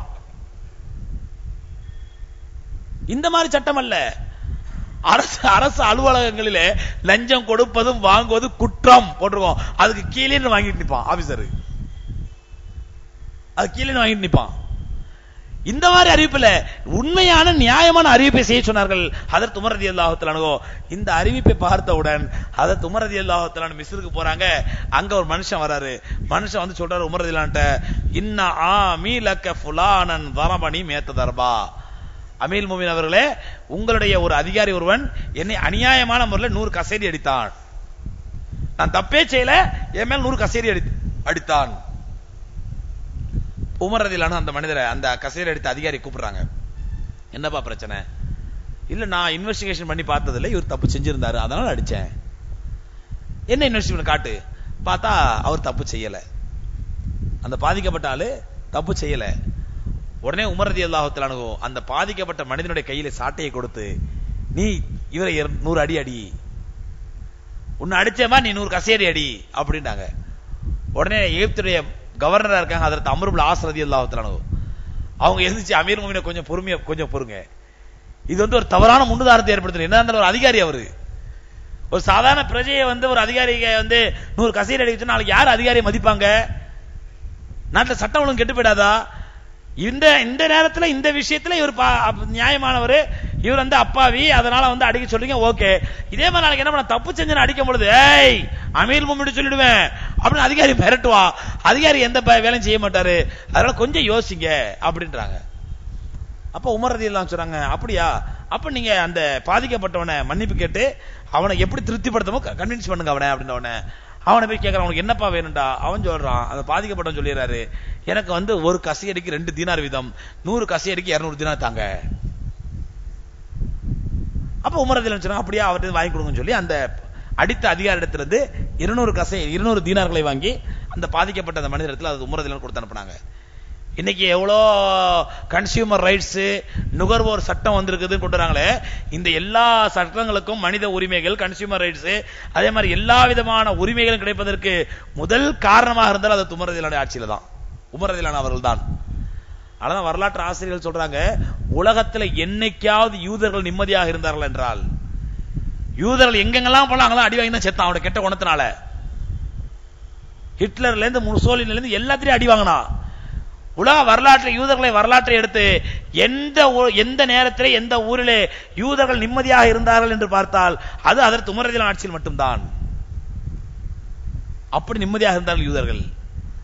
காரணம் என்னவென்றால் அவர்கள் அல்லாஹ்வுக்கு பயந்து நியாயமான ஆட்சியை, அதனால்தான் உமர் ரலியல்லாஹு அன்ஹு ஆட்சி அதிகாரத்தை ஒரு பதவியாகவோ பவிசாக நினைக்கல, இது நாளைக்கு அல்லாஹ்விடத்திலே பதில் சொல்வதற்குரிய ஒரு குற்றம் இது அப்படின்னு நினைச்சாங்க.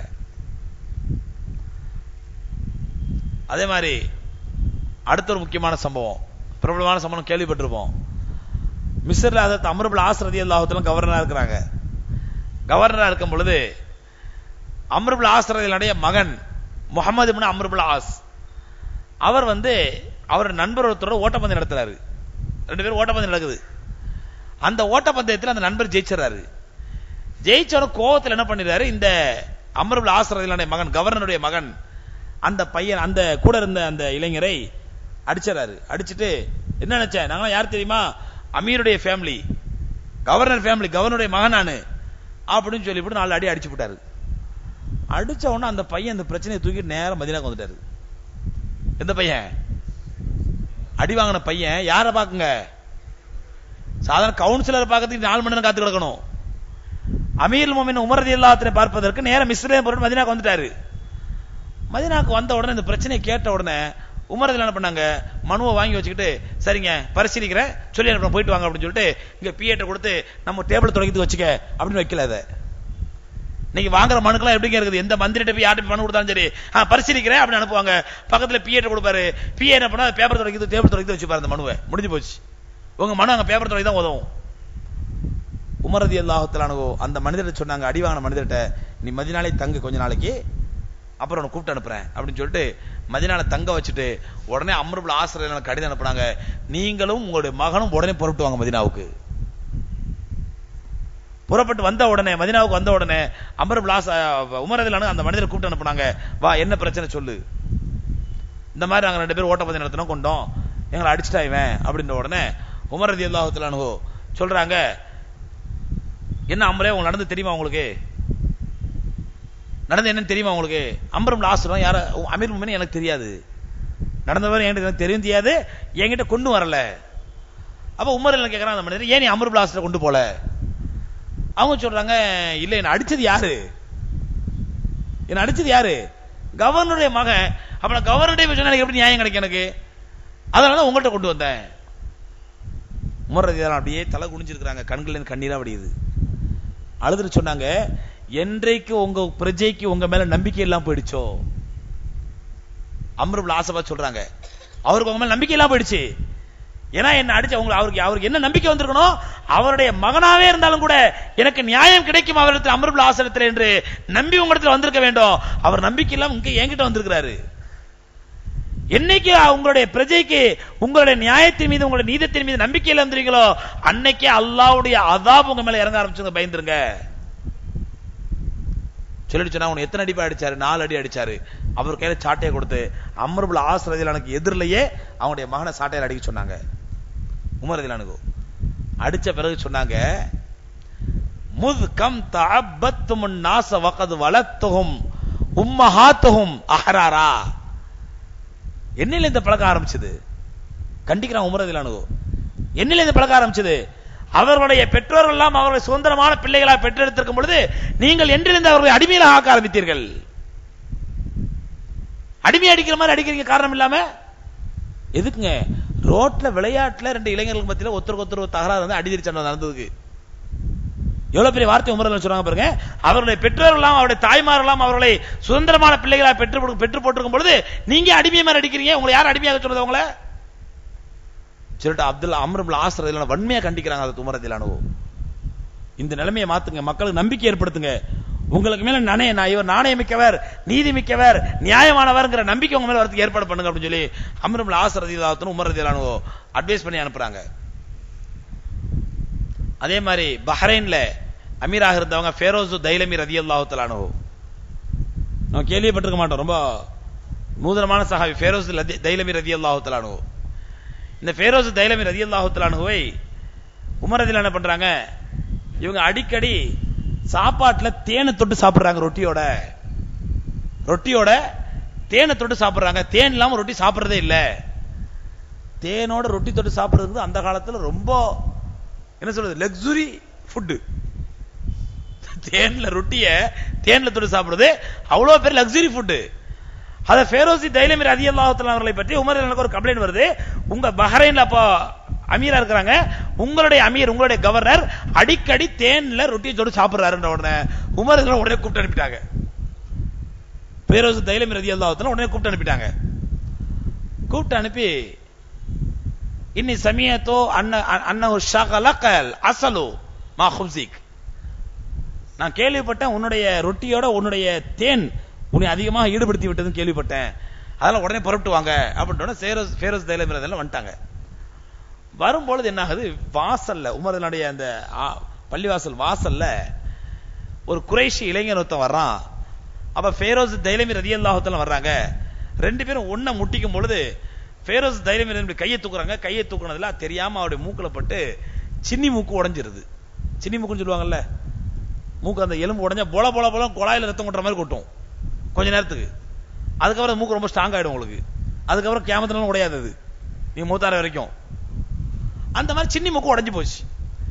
அவர் என்ன பண்ணாரு, போல போல ரத்தத்தை தூக்கிட்டு அப்படியே நேரம் உமர் இல்லாட்ட வந்துட்டாரு. ஏற்கனவே ஃபைரோஸ் தைலமி ரலியல்லாஹு அன்ஹு மேல கம்ப்ளைண்ட் தான் வந்திருக்காங்க பாக்குறதுக்கு. இப்ப அடுத்த பிரச்சனை ரத்தத்தோட அப்படியே உமர் பார்த்து அது என்னப்பா என்ன பிரச்சனை, யார் உங்க அமீர் ஃபைரோஸ் தைலமி தான் கையால் அடிச்சு மூக்கு உடைச்சிட்டாரு. உமர் உடனே கூப்பிட்டு விட்டாங்க. ஃபைரோஸ் என்னாச்சு, அமீர் மன்ன வேணுக்கெல்லாம் உடைக்கல, நான் அவர் நுழைஞ்சாரு நானும் நுழைஞ்சேன், அந்த கை இடிச்சதுல கையை நான் தூக்குனதுல என் கை தெரியாம பட்டு மூக்கு உடைஞ்சு போச்சு அவருக்கு அப்படின்னு உமர் ரலியல்லாஹு சொன்னாங்க. தியத்துன், நஷ்டம் கொடுக்கணும், நீங்க நஷ்டம் ஒண்ணு உங்க மூக்கையும் அதே மாதிரி உடைக்கணும், அல்லது அதுக்கு பாரமா நஷ்டம் கொடுக்கணும், நீங்க பணம் கொடுக்கணும், என்ன கொடுக்குறீங்க அப்படின்றாங்க. அப்ப அவருடைய ஆப்ஷன், பாதிக்கப்பட்ட ஆப்ஷன் என்னப்பா, அந்த மாதிரி மூக்க உடைச்சு என்ன பண்ண போற, நான் மூக்க தான் உடைக்க போறேன், அவர் முக்கியம் அந்த குறைஷி இளைஞன், நான் அவர் மூக்க உடைக்க போறேன். உமர் ரலியல்லாஹு சொன்னாங்க, ஃபைரோஸ் தைலமி ரெடி ஆகுங்க, மூக்க காட்டுங்க அவர்கிட்ட. அந்த குறைஷி இளைஞன் கிட்ட போறான் மூக்க உடைக்கிறதுக்கு. அப்போ உமர் ரலியல்லாஹு சொல்றாங்க அந்த இளைஞன்ட்ட, கொஞ்சம் நில்லு, ஒரு நிமிஷம் நில்லு, இந்த ஃபைரோஸ் தைலமி யாருன்னு முதல்ல சொல்லிடுறேன், அதுக்கப்புறம் நீ அவர் மூக்க உடைக்கிறத நான் உடைக்கிறத முடிவு பண்ணு. எம்பெருமானா ஸல்லல்லாஹு அலைஹி வஸல்லம் சொன்னாங்க ஒரு முறை, கர்தபல் அஸ்வதுல் அனசி, அஸ்வதுல் அனசி என்ற பொய்யன் தலை தூக்கி விட்டான். கத்தலஹுல் அப்து சாலிஹுல் ஃபைரோஸ் தைலமி, ஃபைரோஸ் தைலமி என்ற ஒரு நல்லடியார், அல்லாஹ்வுடைய சாலிஹான நல்லடியார் அவனை கொலை செய்து விட்டார் அப்படின்னு நபி ஸல்லல்லாஹு அலைஹி வஸல்லம் சொன்னாங்க. அஸ்வதுல் அனசினா யார் அப்படின்னு சொன்னா, யமன் தேசத்துல பெருமானா ஸல்லல்லாஹு அலைஹி உயிரோடு இருக்கும் பொழுது தன்னை நபி என்று வாதிட்டவன். அஸ்வதுல் அனசிங்கிறவன் யமன் தேசத்துல தன்னை நபி என்று வாதிட்டவன். அவனே ஹஜ்ரத் ஃபைரோஸ் தைலமி ரலியல்லாஹு தஆலா தான் என்ன பண்ணாங்க, அவனை கொலை செய்தார்கள். உமர் ரலியல்லாஹு சொல்றாங்க, அந்த ஃபைரோஸ் தைலமி ரலியல்லாஹு தஆலா அந்த அஸ்வதுல் அனசியை கொலை பண்ணதுனால பெருமானா ஸல்லல்லாஹு அலைஹி வஸல்லம் புனிதமான நாவால் அல்லாஹ்வுடைய சாலிஹான அடியார் என்று வர்ணிக்கப்பட்டிருக்கிறார்கள். அப்படி இந்த வார்த்தை கேட்ட உடனே அந்த இளைஞன் அப்படி நின்றாரு. என்ன அமீர், இது நீங்க முதலே சொல்லியே, ரசூலுல்லாஹ் இவ்வளவு இப்படி போந்திருக்காங்க, அவரை போய் நான் அடிச்சா அதனால அடிக்க மாட்டேன் அப்படின்னு ஒதுங்கிறாரு. உடனே ஃபைரோஸ் தைலமி ரலியல்லாஹு தஆலா உமர் ரலியல்லாஹு கேக்குறாங்க, அமீர் முஃமினீன் என்ன பத்தி ரசூலுல்லாஹ் அப்படி சொல்லிருக்காங்க, எனக்கே தெரியாது அப்படின்னாங்க. ஆமா உன்னை பத்தி சொன்னாங்க, நான் இருந்த சபையில தான் அப்படி சொன்னாங்க நபி ஸல்லல்லாஹு அலைஹி வஸல்லம். அப்படி சொன்ன உடனே ஃபைரோஸ் தைலமி ரலியல்லாஹு தஆலா தாங்கள் ஏறி வந்த ஒட்டகம், தாங்கள் ஏறி வந்த குதிரை, அந்த குதிரையுடைய சேனம் எல்லாம் சேர்த்து 30,000 திர்ஹங்கள் உட்பட அந்த இளைஞனுக்கு அன்பளிப்பா கொடுத்து சந்தோஷமா அனுப்பி வைக்கிறாங்க. அதுக்கப்புறம் இவங்க மேல விசாரணை ஆரம்பிக்குது. இந்த பிரச்சனை முடிஞ்சதுக்கு அப்புறம் அமீர் முஃமினீன் மேல விசாரணை ஆரம்பிக்குது. என்ன அடிக்கடி ரொட்டியோட தேன் சுட்டு சாப்பிடுறீங்களாமண்டு. அப்ப அவங்க சொன்னாங்க, யார அமீர் முஃமினீனே எனக்கு கொஞ்சம் பிடித்தமா இருந்துச்சு அதனால சாப்பிட்டேன். அப்போ அது உமர் ரலியல்லாஹு அட்வைஸ் பண்ணி அனுப்புறாங்க. நமக்கு முன்மாதிரி கண்மணி நாயகம் ஸல்லல்லாஹு அலைஹி வஸல்லம் இருக்கிறாங்க. இந்த ஆட்சி என்பது அதிகாரம் அவங்க பயான் பண்றாங்க, உட்கார வச்சு அட்வைஸ் பண்றாங்க. ஆட்சி என்பது அதிகாரம் என்பது நாம் அனுபவிப்பதற்கு அல்லாஹ் கொடுக்கிறது இல்ல, மற்ற மக்கள் கொடுப்பதற்கான நமக்கு அல்லாஹ் நமக்கு கொடுத்திருக்கான். அதனால நீங்க இதுல கவனமா இருந்துங்க அப்படின்னு சொல்லி அதை உமர் ரலியல்லாஹு ஃபைரோஸ் தைலமி அட்வைஸ் பண்ணி அனுப்புறாங்க. எதுக்கு சொல்றா சோதரே, இப்படி ஆயிரக்கணக்கான சம்பவங்கள் அதை உமர் ரலியல்லாஹு வாழ்க்கையிலும் மற்ற சஹாபாக்களுடைய வாழ்க்கையிலும் மலிஞ்சு கிடக்குது. அவருடைய நியாயம், அவருடைய நீதம், அவருடைய நேர்மையை உலகத்தில் பறைசாற்றும் வண்ணம். ஆனா இன்னைக்கு உலகத்துல நியாயமும் நீதமும் செத்து போனதுனாலதான் தீவிரவாதங்களும் பயங்கரவாதங்களும் தலை தூக்குகின்றன. என்றைக்கு நியாயம் மறுக்கப்படுகின்றதோ, ஒருவனுக்கு நியாயமாக கிடைக்க வேண்டிய நீதம் மறுக்கப்படுகின்றதோ, அன்றைக்கே அவன் தீவிரவாதியாக மாறுவான் என்பது உலக இயல்பது.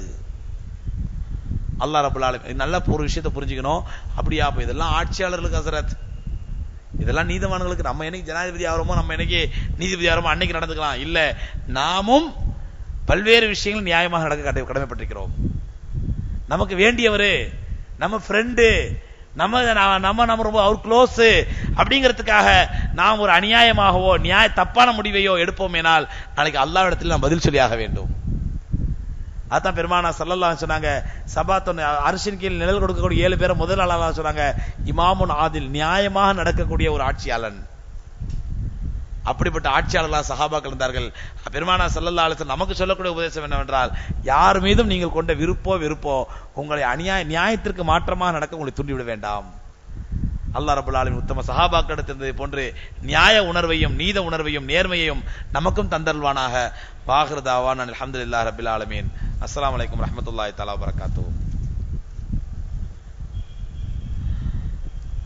Obligation from lady side. If you could put a doormat in front of the glass door, people who takes wuzu can wipe their feet. The prayer hall would be maintained clear. Moreover, to contrast on the left over makes the prayer mats very dirty. If there is a broomstick kept outside, we bounce inshallah. Sorry சொல்லிருக்காங்க, அதாவது தொழு செய்யற இடத்துல கொஞ்சம் கால் மீதி போடுங்க, தொழு செய்து வரதுக்கு கால் மீச்சில சரி நல்லா இருக்கும் அப்படின்றாங்க. அதே மாதிரி ஒரு தொடப்பம் வச்சா நாங்களே கூட சுத்தம் பண்ணிப்போம் அப்படின்றாங்க. இன்ஷால்லா ஏற்பாடு செய்யறோம். Is there anything called Shabe Barat is the bidat? Shabe Barat இல்ல, ஷபே பிதாத். ஷபே பராத்ங்கிற பேர்ல இன்னைக்கு நடக்கக்கூடிய பிதாத்துகள், அனாச்சாரங்கள், சுபஹானல்லாஹ் சொல்லி தெரிய வேண்டிய அவசியம் இல்லை. அந்த ஷபே பராத்துக்காவது சில பலகீனமான ஹதீஸ்கள் இருக்குது. அதுக்கு முன்னாடி ஒரு ராவு ஒரு பாருங்க, ஷபே மேராஜ் இரவு. அப்படிப்பட்ட இரவே குர்ஆன்லயே ஹதீஸ்லயே கிடையாதுங்க. கண்மணி நாயகம் ஸல்லல்லாஹு அலைஹி வஸல்லம் மேராஜுக்கு போனதுதான் உண்மையே தவிர எந்த இரவுல போனாங்க, என்னைக்கு போனாங்க, எந்த ஆதாரம் கிடையாது. நம்மளா ஒரு ராத்திரியை பிடிச்சுக்கிட்டு இன்னைக்கு தான் எங்க ஹஸரத் சொல்லுவாங்க, நான் ஓதுற காலத்துல இந்த ஷவே மேராஜையும் இந்த லைலத்துல் கத்ரையும் இந்த ஆளுங்க எப்படி பிடிச்சுக்கிட்டாங்கடாக்கா. இனி ரசூலுல்லாஹே உயிரோட வந்து ஏன் 27 லைலத்துல் கத்ர் இல்லப்பா, 5 ராத்திரி லைலத்துல் கத்ர் இல்ல, நான் எங்களுக்கு 27 லைலத்துல் கத்ர். ஷாபான் 27 வந்து மேராஜ் இரவுலாம் இல்லப்பா, அதுக்கு முன்னாடியே போயிட்டு வந்துட்டோம்பா அப்படின்னு ரசூலுல்லாஹே இறங்கி சொன்னாலும் நம்மளுக்கு ஏத்துக்க மாட்டாங்க பொழுது. அந்த அளவுக்கு அதுல தீவிரமாயிட்டாங்க இந்த ஷபே மேராஜ்லயும் இந்த 27 லைலத்துல் கத்ர் கொண்டாடுறதுலயும். அதனால அந்த ஷபே மேராஜ் ஷபே பராத்துக்குலாம் எந்த ஆதாரம் கிடையாதுங்க, பிதாத்துக்கள் அதெல்லாம். ஷபே பராத்தை பற்றி சில பலகீனமான ஹதீஸ்கள் இருக்குது, உறுதியான ஆதாரங்கள் எல்லாம் பலகீனமான ஹதீஸ்கள் இருக்குது. அதுல நோன்பு வைக்கிறதுக்கு இரவுல வணங்குறதுக்கு வேணா பலகீனமான ஹதீஸ்கள் தவிர அன்னைக்கு கபருக்கு போகணும், கபர்ல போய் பூ போடணும், கபர்ல போய் ஜியாரத் செய்யணும், அங்க ரொட்டி கொடுக்கணும், இதுக்கெல்லாம் எல்லாமே பிதாத்துகள், எந்த ஆதாரமும் கிடையாது. 3 யாசீன் ஓதுறது, மகரிப் பிறகு 3 யாசீன் ஓதுறது. யாசீன் ஷரீஃப் பெருமானா ஸல்லல்லாஹு அலைஹி வஸல்லம் குர்ஆனுடைய கல்பு, அது எப்ப வேணாலும் உட்கார்ந்து ஓதுங்க, 3 தடவை இல்ல 300 தடவை ஓதுங்க டெய்லி உட்கார்ந்து. அன்னைக்கு ராத்திரி மகரிப் பிறகு 3 யாசீன் ஓதணும், அது முதல் யாசீனுக்கு பிறகு இந்த நன்மை, 2 யாசீன் பிறகு இதை கேட்கணும், 3 யாசீன் பிறகு இதை கேட்கணும், எந்த ஆதாரமும் கிடையாது.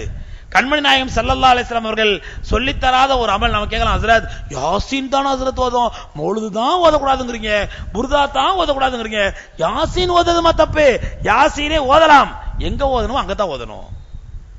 பாங்கு சொல்றதுக்கு முன்னாடி ஹஸ்ரத் நான் யாசீன் ஓதி தான் பாங்கு சொல்ல போறேன், யாசீன் புனிதமான சூரா அப்படின்னு சொல்லி யாசீன் வல் குர்ஆனில் ஹக்கீம் போத ஆரம்பிச்சானா அசருக்கு ஆரம்பிக்கிற பாங்கு இஷால போய் முடியும். கண்மணி நாயகம் ஸல்லல்லாஹு அலைஹி வஸல்லம் எந்த காரியத்தை எந்த நேரத்தில் எப்படி சொல்ல சொன்னாங்களோ அந்த காரியத்தை அந்த நேரத்தில் அப்படித்தான் செய்யணும்.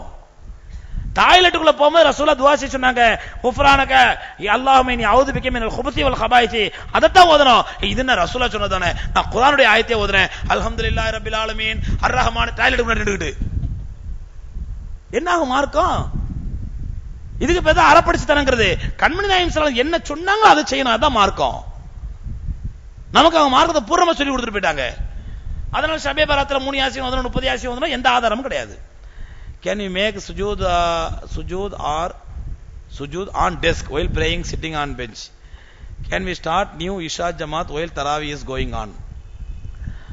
அதாவது சஜிதா வந்து இந்த பெஞ்ச் போட்டுருக்க பாருங்க, அந்த பெஞ்சில் உட்கார்ந்து தொழும் பொழுது அந்த டெஸ்க்கு மேல சஜிதா செய்யலாமா அப்படின்னு கேட்கறாங்க. நல்லா புரிஞ்சுக்கங்க, 100% என்னால நிக்கவே முடியாதுங்கிறவங்களுக்கு மட்டும்தான் அந்த பெஞ்ச். என்னால முடியவே முடியாது.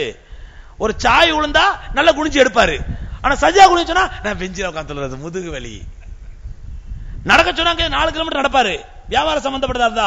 தொழுகை நிக்க சொன்னா எனக்கு முதுகு வலி, அதனால உட்கார்ந்து தொழுகிறேன். நல்லா புரிஞ்சுங்க, தொழுகையே கூடாது.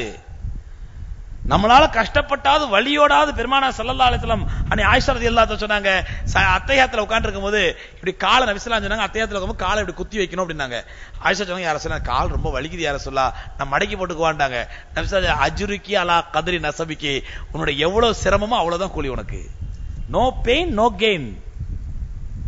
எவ்வளவு சிரமம் அவ்வளவுதான் கூலி. கஷ்டப்பட்டா நான் குனிஞ்சு தொழ முடியும், வலியோட தொழ முடியும். தொழுவுங்க, அந்த வலிக்கு ரப்பல் ஆலமீன் ஷிஃபா கொடுப்பான். சும்மா லைட்டா வலிக்கிற மாதிரி தெரியுது ஹஸ்ரத், முட்டுல சுழுவு பிடிச்ச மாதிரி தெரியுது, அதனால உட்கார்ந்து தொழுற அப்படின்னாக்கா, அப்படிப்பட்டவர்களுக்கு உட்கார்ந்து பெஞ்சு போடப்படல. அப்படி முடியவே முடியாதவங்க, அவங்களால குனிய முடியாது, அவங்க பெஞ்சு மேல சஜா செய்யலாமா? செய்யலாம், தப்பு இல்லை. முடியாதவங்க, அறவே முடியாதுங்கிறவங்க இல்ல, ஒருத்தருக்கு நல்லா குனிஞ்சு சஜிதா மாதிரி பாவனை காட்ட முடியும், நல்லா குனிய முடியும், அப்படிப்பட்ட பெஞ்சு மேல சஜா செய்யக்கூடாது. எவ்வளவு முடியுமோ அவ்வளவு குனியணும் சஜிதாவுல. Can we start new Isha Jamaat while Tarawih is going on? தராவி நடக்கும் பொழுது நம்ம இஷா தொழுகை புதுசா ஜமாத் ஆரம்பிக்கலாமாண்டா குழப்பம் வரும். அங்க ஒருத்தர் இஷா ஓதிட்டு இருப்பாரு, இங்க ஒருத்தர் தராவி ஓதிட்டு இருப்பாரு, ரெண்டு பேரும் மத்தியில கான்ட்ரவர்ஷியல் வரும், கன்ஃபியூஸ் வரும். தராவிக்கு பின்னாடி நீங்க என்ன பண்ண, இஷாவை ஜமாத்தா தொழலாம், தப்பு இல்லை. 7 ரக்காத் ஓதணும். நேற்று தொப்பியை பற்றி விளக்கம் அளித்தீர்கள், பிறகு ஏன் நமது பள்ளியில் பிளாஸ்டிக் தொப்பி பச்சை கலரில் உள்ளது?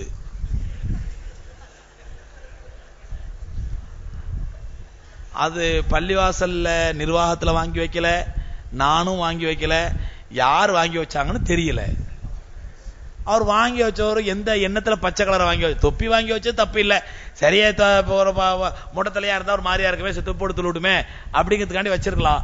ஆனா பச்சை கலர்ல ஏன் வாங்கி வச்சான்னு வாங்கி வச்சா வல்லாஹ் எனக்கு தெரியாது அது யார் வாங்கி வச்சாண்டு. பள்ளிவாசல் நிர்வாகத்திலிருந்து வாங்கி வைக்கல, நானும் வாங்கி வைக்கல. இகாமத் ஒரு தடவையாக மாற்றப்படும் கூறினால் தற்போது 2 தடவையாக உள்ளது. இன்ஷா அல்லாஹ் மாத்துறோம், கூடிய சீக்கிரம் மாத்திடுவோம். நாம் பொக்கிஷமாக மதிக்கக்கூடிய தாராளம் தேவபந்து மதரசா ஃபத்வாவில் டிவியின் மூலமாக மார்க்க உரையோ அல்லது குரான் தஃசீரோ செய்வது மார்க்கத்திற்கு புறமான காரியம் என்றும் அது இஸ்லாத்திற்கும் குரானிற்கும் தரக்குறைவு ஏற்படுத்தக்கூடியது செயல் என்றும் தெளிவாக ஃபத்வா கொடுத்துள்ளார்கள். அதுபோல மார்க்க பயான்கள் செய்கின்ற ஆலிம்களை மகரமில்லாத பெண்கள் பார்ப்பது ஹராம் என்றும் தெளிவாக ஃபத்வா கொடுத்துள்ளார்கள். அது ஃபத்வா காப்பி இத்துறை இணைத்துள்ளேன். ஆனால் நீங்களோ கத்தி பழம் என்று கதையை கூறிக்கொண்டு மக்களை ஃபித்னாவில் விடுகிறீர்கள். பெண்களை நமது பள்ளியில் உள்ள டிவியில் உங்கள் திருவுருவத்தை காட்டி அவர்களை ஹராமில் ஈடுபடுத்துகிறீர்கள். தாராளம் தேவபந்துடைய ஃபத்வா நாம் அமல் செய்வதற்கு தெளிவாக இருக்கும் பொழுது உங்களை மாறு செய்ய வைத்தது எது? தேவபந்துடைய முஃப்திகளை காட்டிலும் நீங்கள் சிறந்த மேதை இல்லை. இது உங்கள் போன்ற உலமாக்கள் மக்களை ஃபித்னாவில் விட்டுவிடக்கூடாது என்ற ஆதங்கமே அப்படின்னு சொல்லிட்டு ரொம்ப நீண்ட கடிதத்தில் குறை இருப்பின் நல்லா எல்லாத்தையும் விட்டு குறை இருப்பின் நல்லா மன்னிக்கவும், எங்களை கொடுத்து எங்களை சமாளித்து விடுவீர்கள், நவீன விளக்கங்கள் கொடுத்து எங்களை சமாளித்து விடுவீர்கள். ஏனென்றால் நீங்கள் தான் நானே ராஜா நானே மந்திரி என்ற கொள்கையுடையவராயிச்சே. நீங்கள் விரும்பினால் ஃபத்வா இது ஏதோ பொறாமையில் எழுதியிருக்காரு, பாவம் எழுதிட்டு போட்டோம். ஃபத்வால என்ன இருக்குது அப்படின்னு சொன்னா, ஒருத்தர் கேள்வி கேட்டிருக்காரு பாகிஸ்தான்ல இருந்து, அஸ்ஸலாமு அலைக்கும், it is allotted for a female to watch some Maulana on TV while Maulana is giving on prayer or Darsa Quran. Are not people who give religious bayans on TV giving dawat to women to watch a mahrams on TV? Munada, I have know that watching TV, buying TV, selling TV is haram.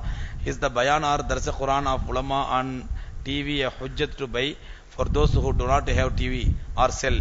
அப்படின்னு சொல்லி கேள்வி கேட்டிருக்காரு. அதுக்கு பதில் சொல்லிருக்காங்க, whether alim or layman, no one is allowed to give one's photograph, likewise seeing pictures of living beings in makruh. Television has makruh tahrim. Television has become a tool of entertainment and amusement. It has taken a place of cinema. Therefore doing tafsir and giving religious lectures on TV is not right. This amounts to degradation of Quran and Islam. Watching and listening television is prohibited while liking of opposite sex is haram. அப்படின்னு சொல்லி ஃபத்வா கொடுத்துருக்காங்க. முதல்ல இந்த ஃபத்வா தாராளம் தேவபந்துல இருந்து கொடுத்த ஃபத்வாவா அப்படிங்கறதே சந்தேகத்துக்குரியது. ஏதோ ஒரு இதுல இருந்து டவுன்லோட் பண்ணிருக்காரு நெட்ல இருந்து.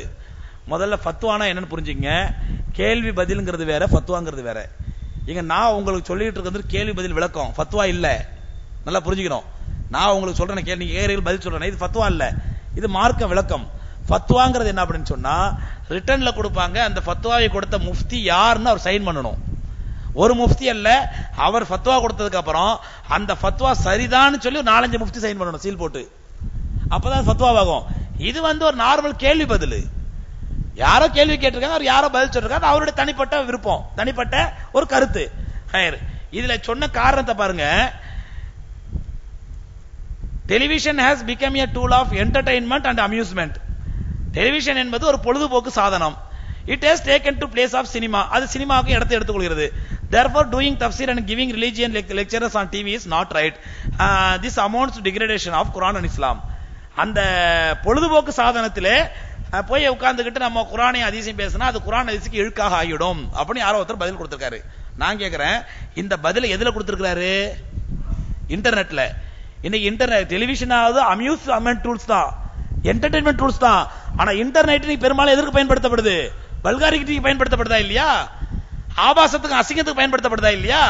அப்ப அந்த ஆபாசத்துக்கு அசிங்கத்துக்கு பயன்படுத்தக்கூடிய இன்டர்நெட்ல ஃபத்வா கொடுப்பது குர்ஆன் ஹதீஸ் பத்தி பேசுறது அசிங்கமாவாதா? அதனாலதான் நான் சொல்றேன், இன்டர்நெட்டா இருக்கட்டும் டெலிவிஷனா இருக்கட்டும், நாம் எப்படி பயன்படுத்துகிறோம் என்பதை ரப்பல் ஆலமீன் பார்க்கின்றான். எதற்கு பயன்படுத்துகின்றோம்? நல்லதுக்கு பயன்படுத்தினா நற்கூலி கிடைக்கும், தீயதுக்கு பயன்படுத்தினா தீய கூலி கிடைக்கும். இதை சொன்னா நீங்க பழம் என்று கத்தி என்று சொல்லி மக்களை குழப்பி விடுவீர்கள். இதை பொறாமையில எழுதிக்கார் பாவம். நானே ராஜா நானே மந்திரி சொன்னா எந்த நாட்டுக்கு நான் ராஜான்னு தெரியல, எந்த நாட்டுக்கு மந்திரின்னு தெரியல. இந்த சாதாரண ஒரு லாஜிக்கா எடுத்துக்கங்க.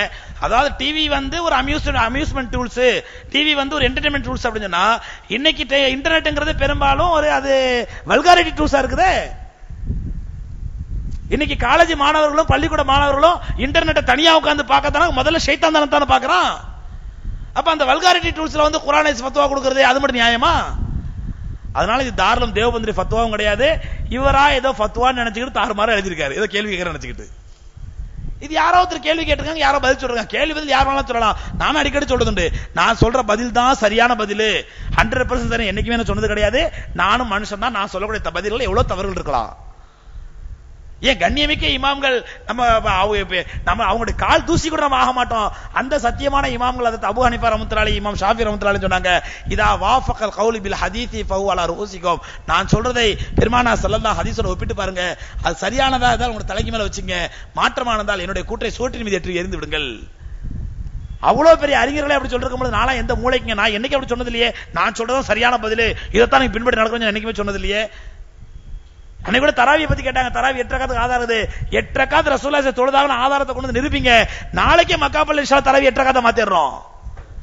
கண்மணி நாயகம் ஸல்லல்லாஹு அலைஹி வஸல்லம் செய்தார்கள் என்றால் அதை விட வேறு எந்த அறிஞர் எந்த கொம்பனுடைய பேச்சு நமக்கு முக்கியம் கிடையாது. கண்மணி நாயகம் ஸல்லல்லாஹு அலைஹி செஞ்சா நம்ம தலைக்கு மேல. இதுவரை யாரும் வரல நம்மள்ட்ட. தராவி ரசூலுல்லாஹி ஸல்லல்லாஹு அலைஹி வஸல்லம் இஷாவுக்கு பிறகு ரமதான் மாசத்துல 8 ரக்காத் தொழுதார்கள் அப்படி நிரூபிக்கட்டும். நாளைக்கு மக்காபல தராவி 8 ரக்காத்தை மாத்திரோம். இத நான் சவாலா சொல்லல, உண்மையாவே இஹ்லாஸா சொல்றேன். அப்ப நான் உண்மையை ஏத்துக்கிற ஆளா இல்ல, நான் சொல்றத கரெக்ட்னு சொன்னா நான் எப்படி இந்த வார்த்தை சொல்லுவேன்? மக்காபல தராவி 8 ரக்காத்தை மாத்திர அன்னைக்கு சுட்டி காட்டினாங்க, காமத்தை ரெண்டு தடவை சொல்றாங்களே, ஒரு தடவை சொல்றாங்கன்னு சொன்னு சொல்லி உடனே சொன்ன இன்ஷா அல்லாஹ் மாத்திக்கிறோம். பாங்குக்கு முன்னாடி ஸலவாத் சொல்லக்கூடிய பிதத்தான கூட இருந்துச்சு, அதை உடனே மாத்திக்கிட்டோம். நான் என்னைக்குமே சொல்றேன் நான் சொல்றதா கரெக்ட்னு சொல்லி. கேள்வி பதில் என்பது தவறுகளும் இருக்கலாம் சரியும் இருக்கலாம். நான் சொல்றேன் 100% சரின்னு சொல்ல வரல. அந்த நேரத்தில் கேள்வி கேட்கிற நேரத்தில் என் மனசுல அல்லாஹ் என்னத்தை போடுறானோ, என்னுடைய ஞாபகத்துக்கு என்ன ஹதீஸ்களை கொடுக்குறானோ அதைத்தான் நான் சொல்ல முடியும். அதுக்கு மாற்றமா வேற ஹதீஸ்கள் இருக்கலாம். சுட்டி காட்டும்போது தாராளமா எதுக்கு தயாரா இருக்கிறேன். பெண்கள் என்னுடைய முகத்தை பெண்கள் பார்த்து நான் ஃபித்னாவில் போட்டு விடுகின்றேன், நான் குழப்பத்தில் ஆழ்த்தி விடுகிறேன். அது என்னுடைய திருவுருவத்தை பார்க்கறாங்களா பெண்கள், ஏதோ மொத்த பொறாமையை கொட்டி தீர்த்திருக்காரு. என்ன பொறாமன்னு தெரியல என் மேல. கண்மணி நாயகம் ஸல்லல்லாஹு அலைஹி வஸல்லம் அவர்கள் பெருநாள் அன்னைக்கு மஸ்ஜித் நபவியுடைய வளாகத்திலே இளைஞர்கள் குத்துச்சண்டை, அதாவது மல்யுத்த போர் நடக்குது, மல்யுத்த பயிற்சி நடக்குது. பள்ளிவாசல்ல பெருநாள் அன்னைக்கு மல்யுத்த பயிற்சி நடக்குது. பெருமானா ஸல்லல்லாஹு அலைஹி வஸல்லம் செவுத்து மேல இப்படி கையை வச்சு பார்த்துட்டு நிக்கிறாங்க. அன்னை ஆயிஷா ரலியல்லாஹு அன்ஹா ஓடி வந்து பெருமானா ஸல்லல்லாஹு கை மேல இப்படி நாடி வச்சுக்கிட்டு அவங்களும் பார்த்து ரசிச்சிட்டு இருக்காங்க. இளைஞர்கள் மல்யுத்தம் நடத்துறது. பெருமானது கொஞ்ச நேரம் வச்சு கை வலிச்சிருச்சு. உடனே ஆயிஷா சொல்றாங்க, போதும் கை எடுக்கவா இல்ல இன்னும் கொஞ்சம் பார்க்கணுமா? ஆயிஷா சொல்றாங்க, யாராவது இன்னும் கொஞ்சம் பார்க்கணும். சரி பாரு, நபி அனுமதி கொடுத்தாங்க. மல்யுத்தம் நடத்தக்கூடிய இளைஞர்களை பெருமானா ஸல்லல்லாஹு அலைஹி வஸல்லம் பார்ப்பதற்கு அனுமதி கொடுக்கும் பொழுது ஒரு பயான் பண்ற அஜரத்தை எங்க டிவில பார்க்க கூடாது அப்படின்னு நான் ஃபித்ரா பண்ற அளவுக்கு பெரிய அழகா பெரிய மன்மதன்லாம் சொல்லல. என் மூஞ்ச பார்த்தா எந்த பொண்ணுக்கு தப்பான என்ன வராது. இது ஏதோ எழுதுனுங்கிறதுக்காண்டி எழுதி இருக்கிறாரு.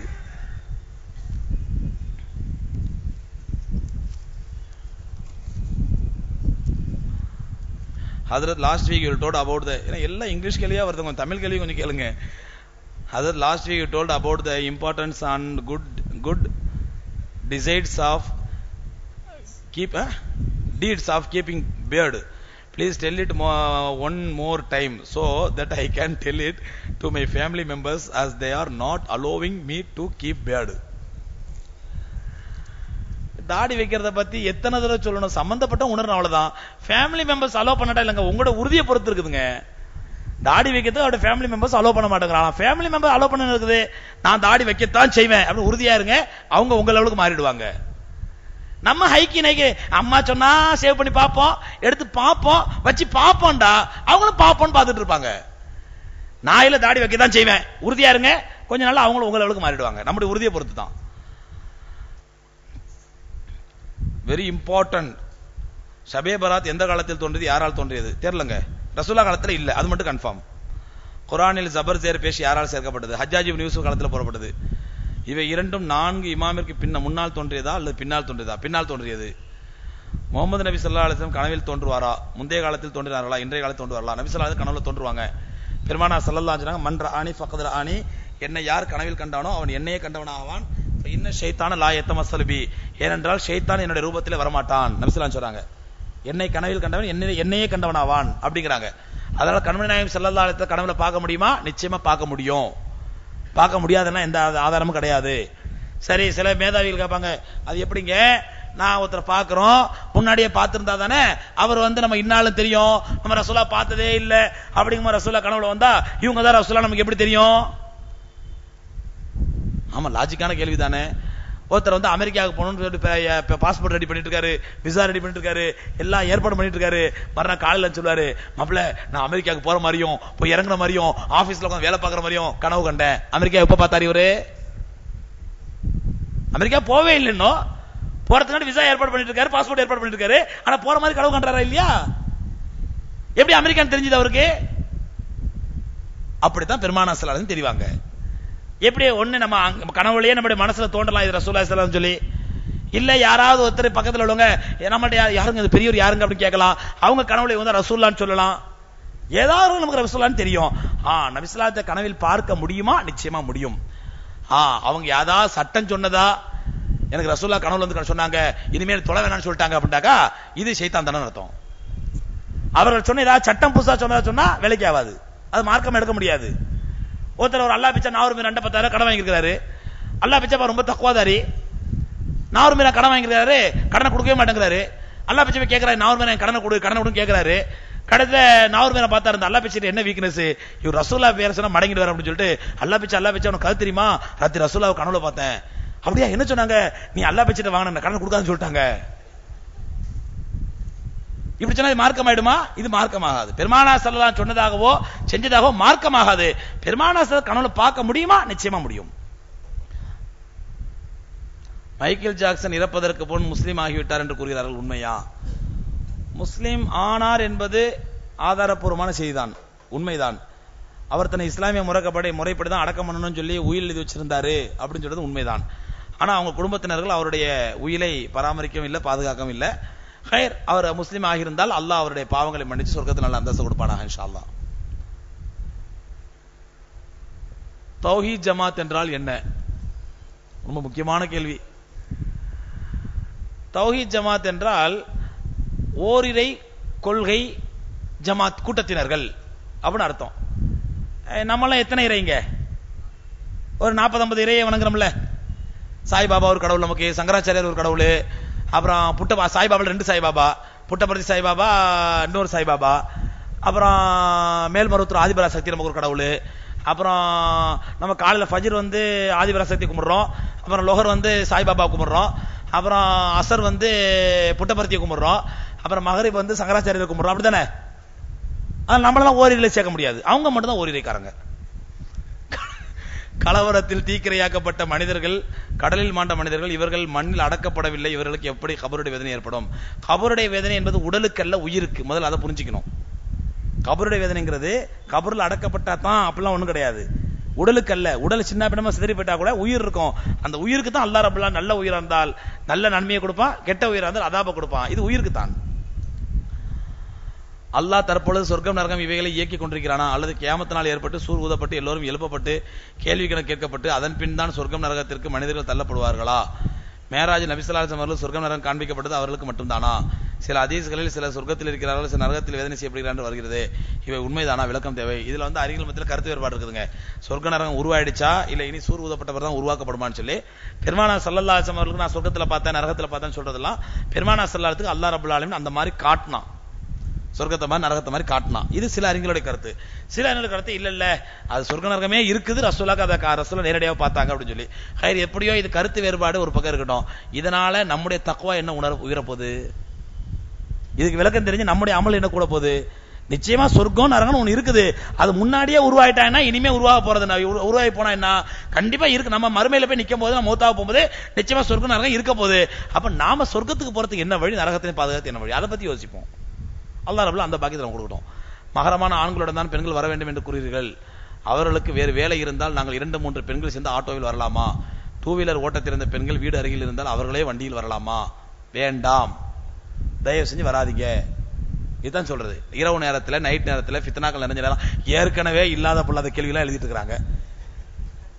அப்புறம் இது வேற, நீங்க 2-3 பெண்களா சேர்ந்து ஆட்டோல வர்றது அல்லது 2 வீலர்ல வர்றது இதெல்லாம் அவாய்ட் பண்ணுங்க.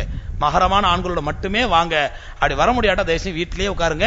கணவன்கிட்ட சொல்லி இன்டர்நெட்ல நேரில் உட்காந்து பாருங்க இன்ஷா அல்லாஹ். குர்ஆன் ஓதும் போது கிப்லா திசை நோக்கி தான் உட்கார வேண்டுமா? அப்படி ஒன்றும் அவசியம் இல்லை, எப்படி உட்காந்து ஓதலாம். ஒரு குர்ஆனில் ஒரு ஜுஸ் ஓதிவிட்டு மற்றொரு குர்ஆனில் அடுத்த ஜுஸ் ஓதலாமா? இல்ல ஒரே குர்ஆனில் 30 ஜுஸ் முடித்து விட்டு வேறொரு குர்ஆன் ஓத வேண்டுமா? அப்பெல்லாம் எந்த சட்டமும் கிடையாதுங்க.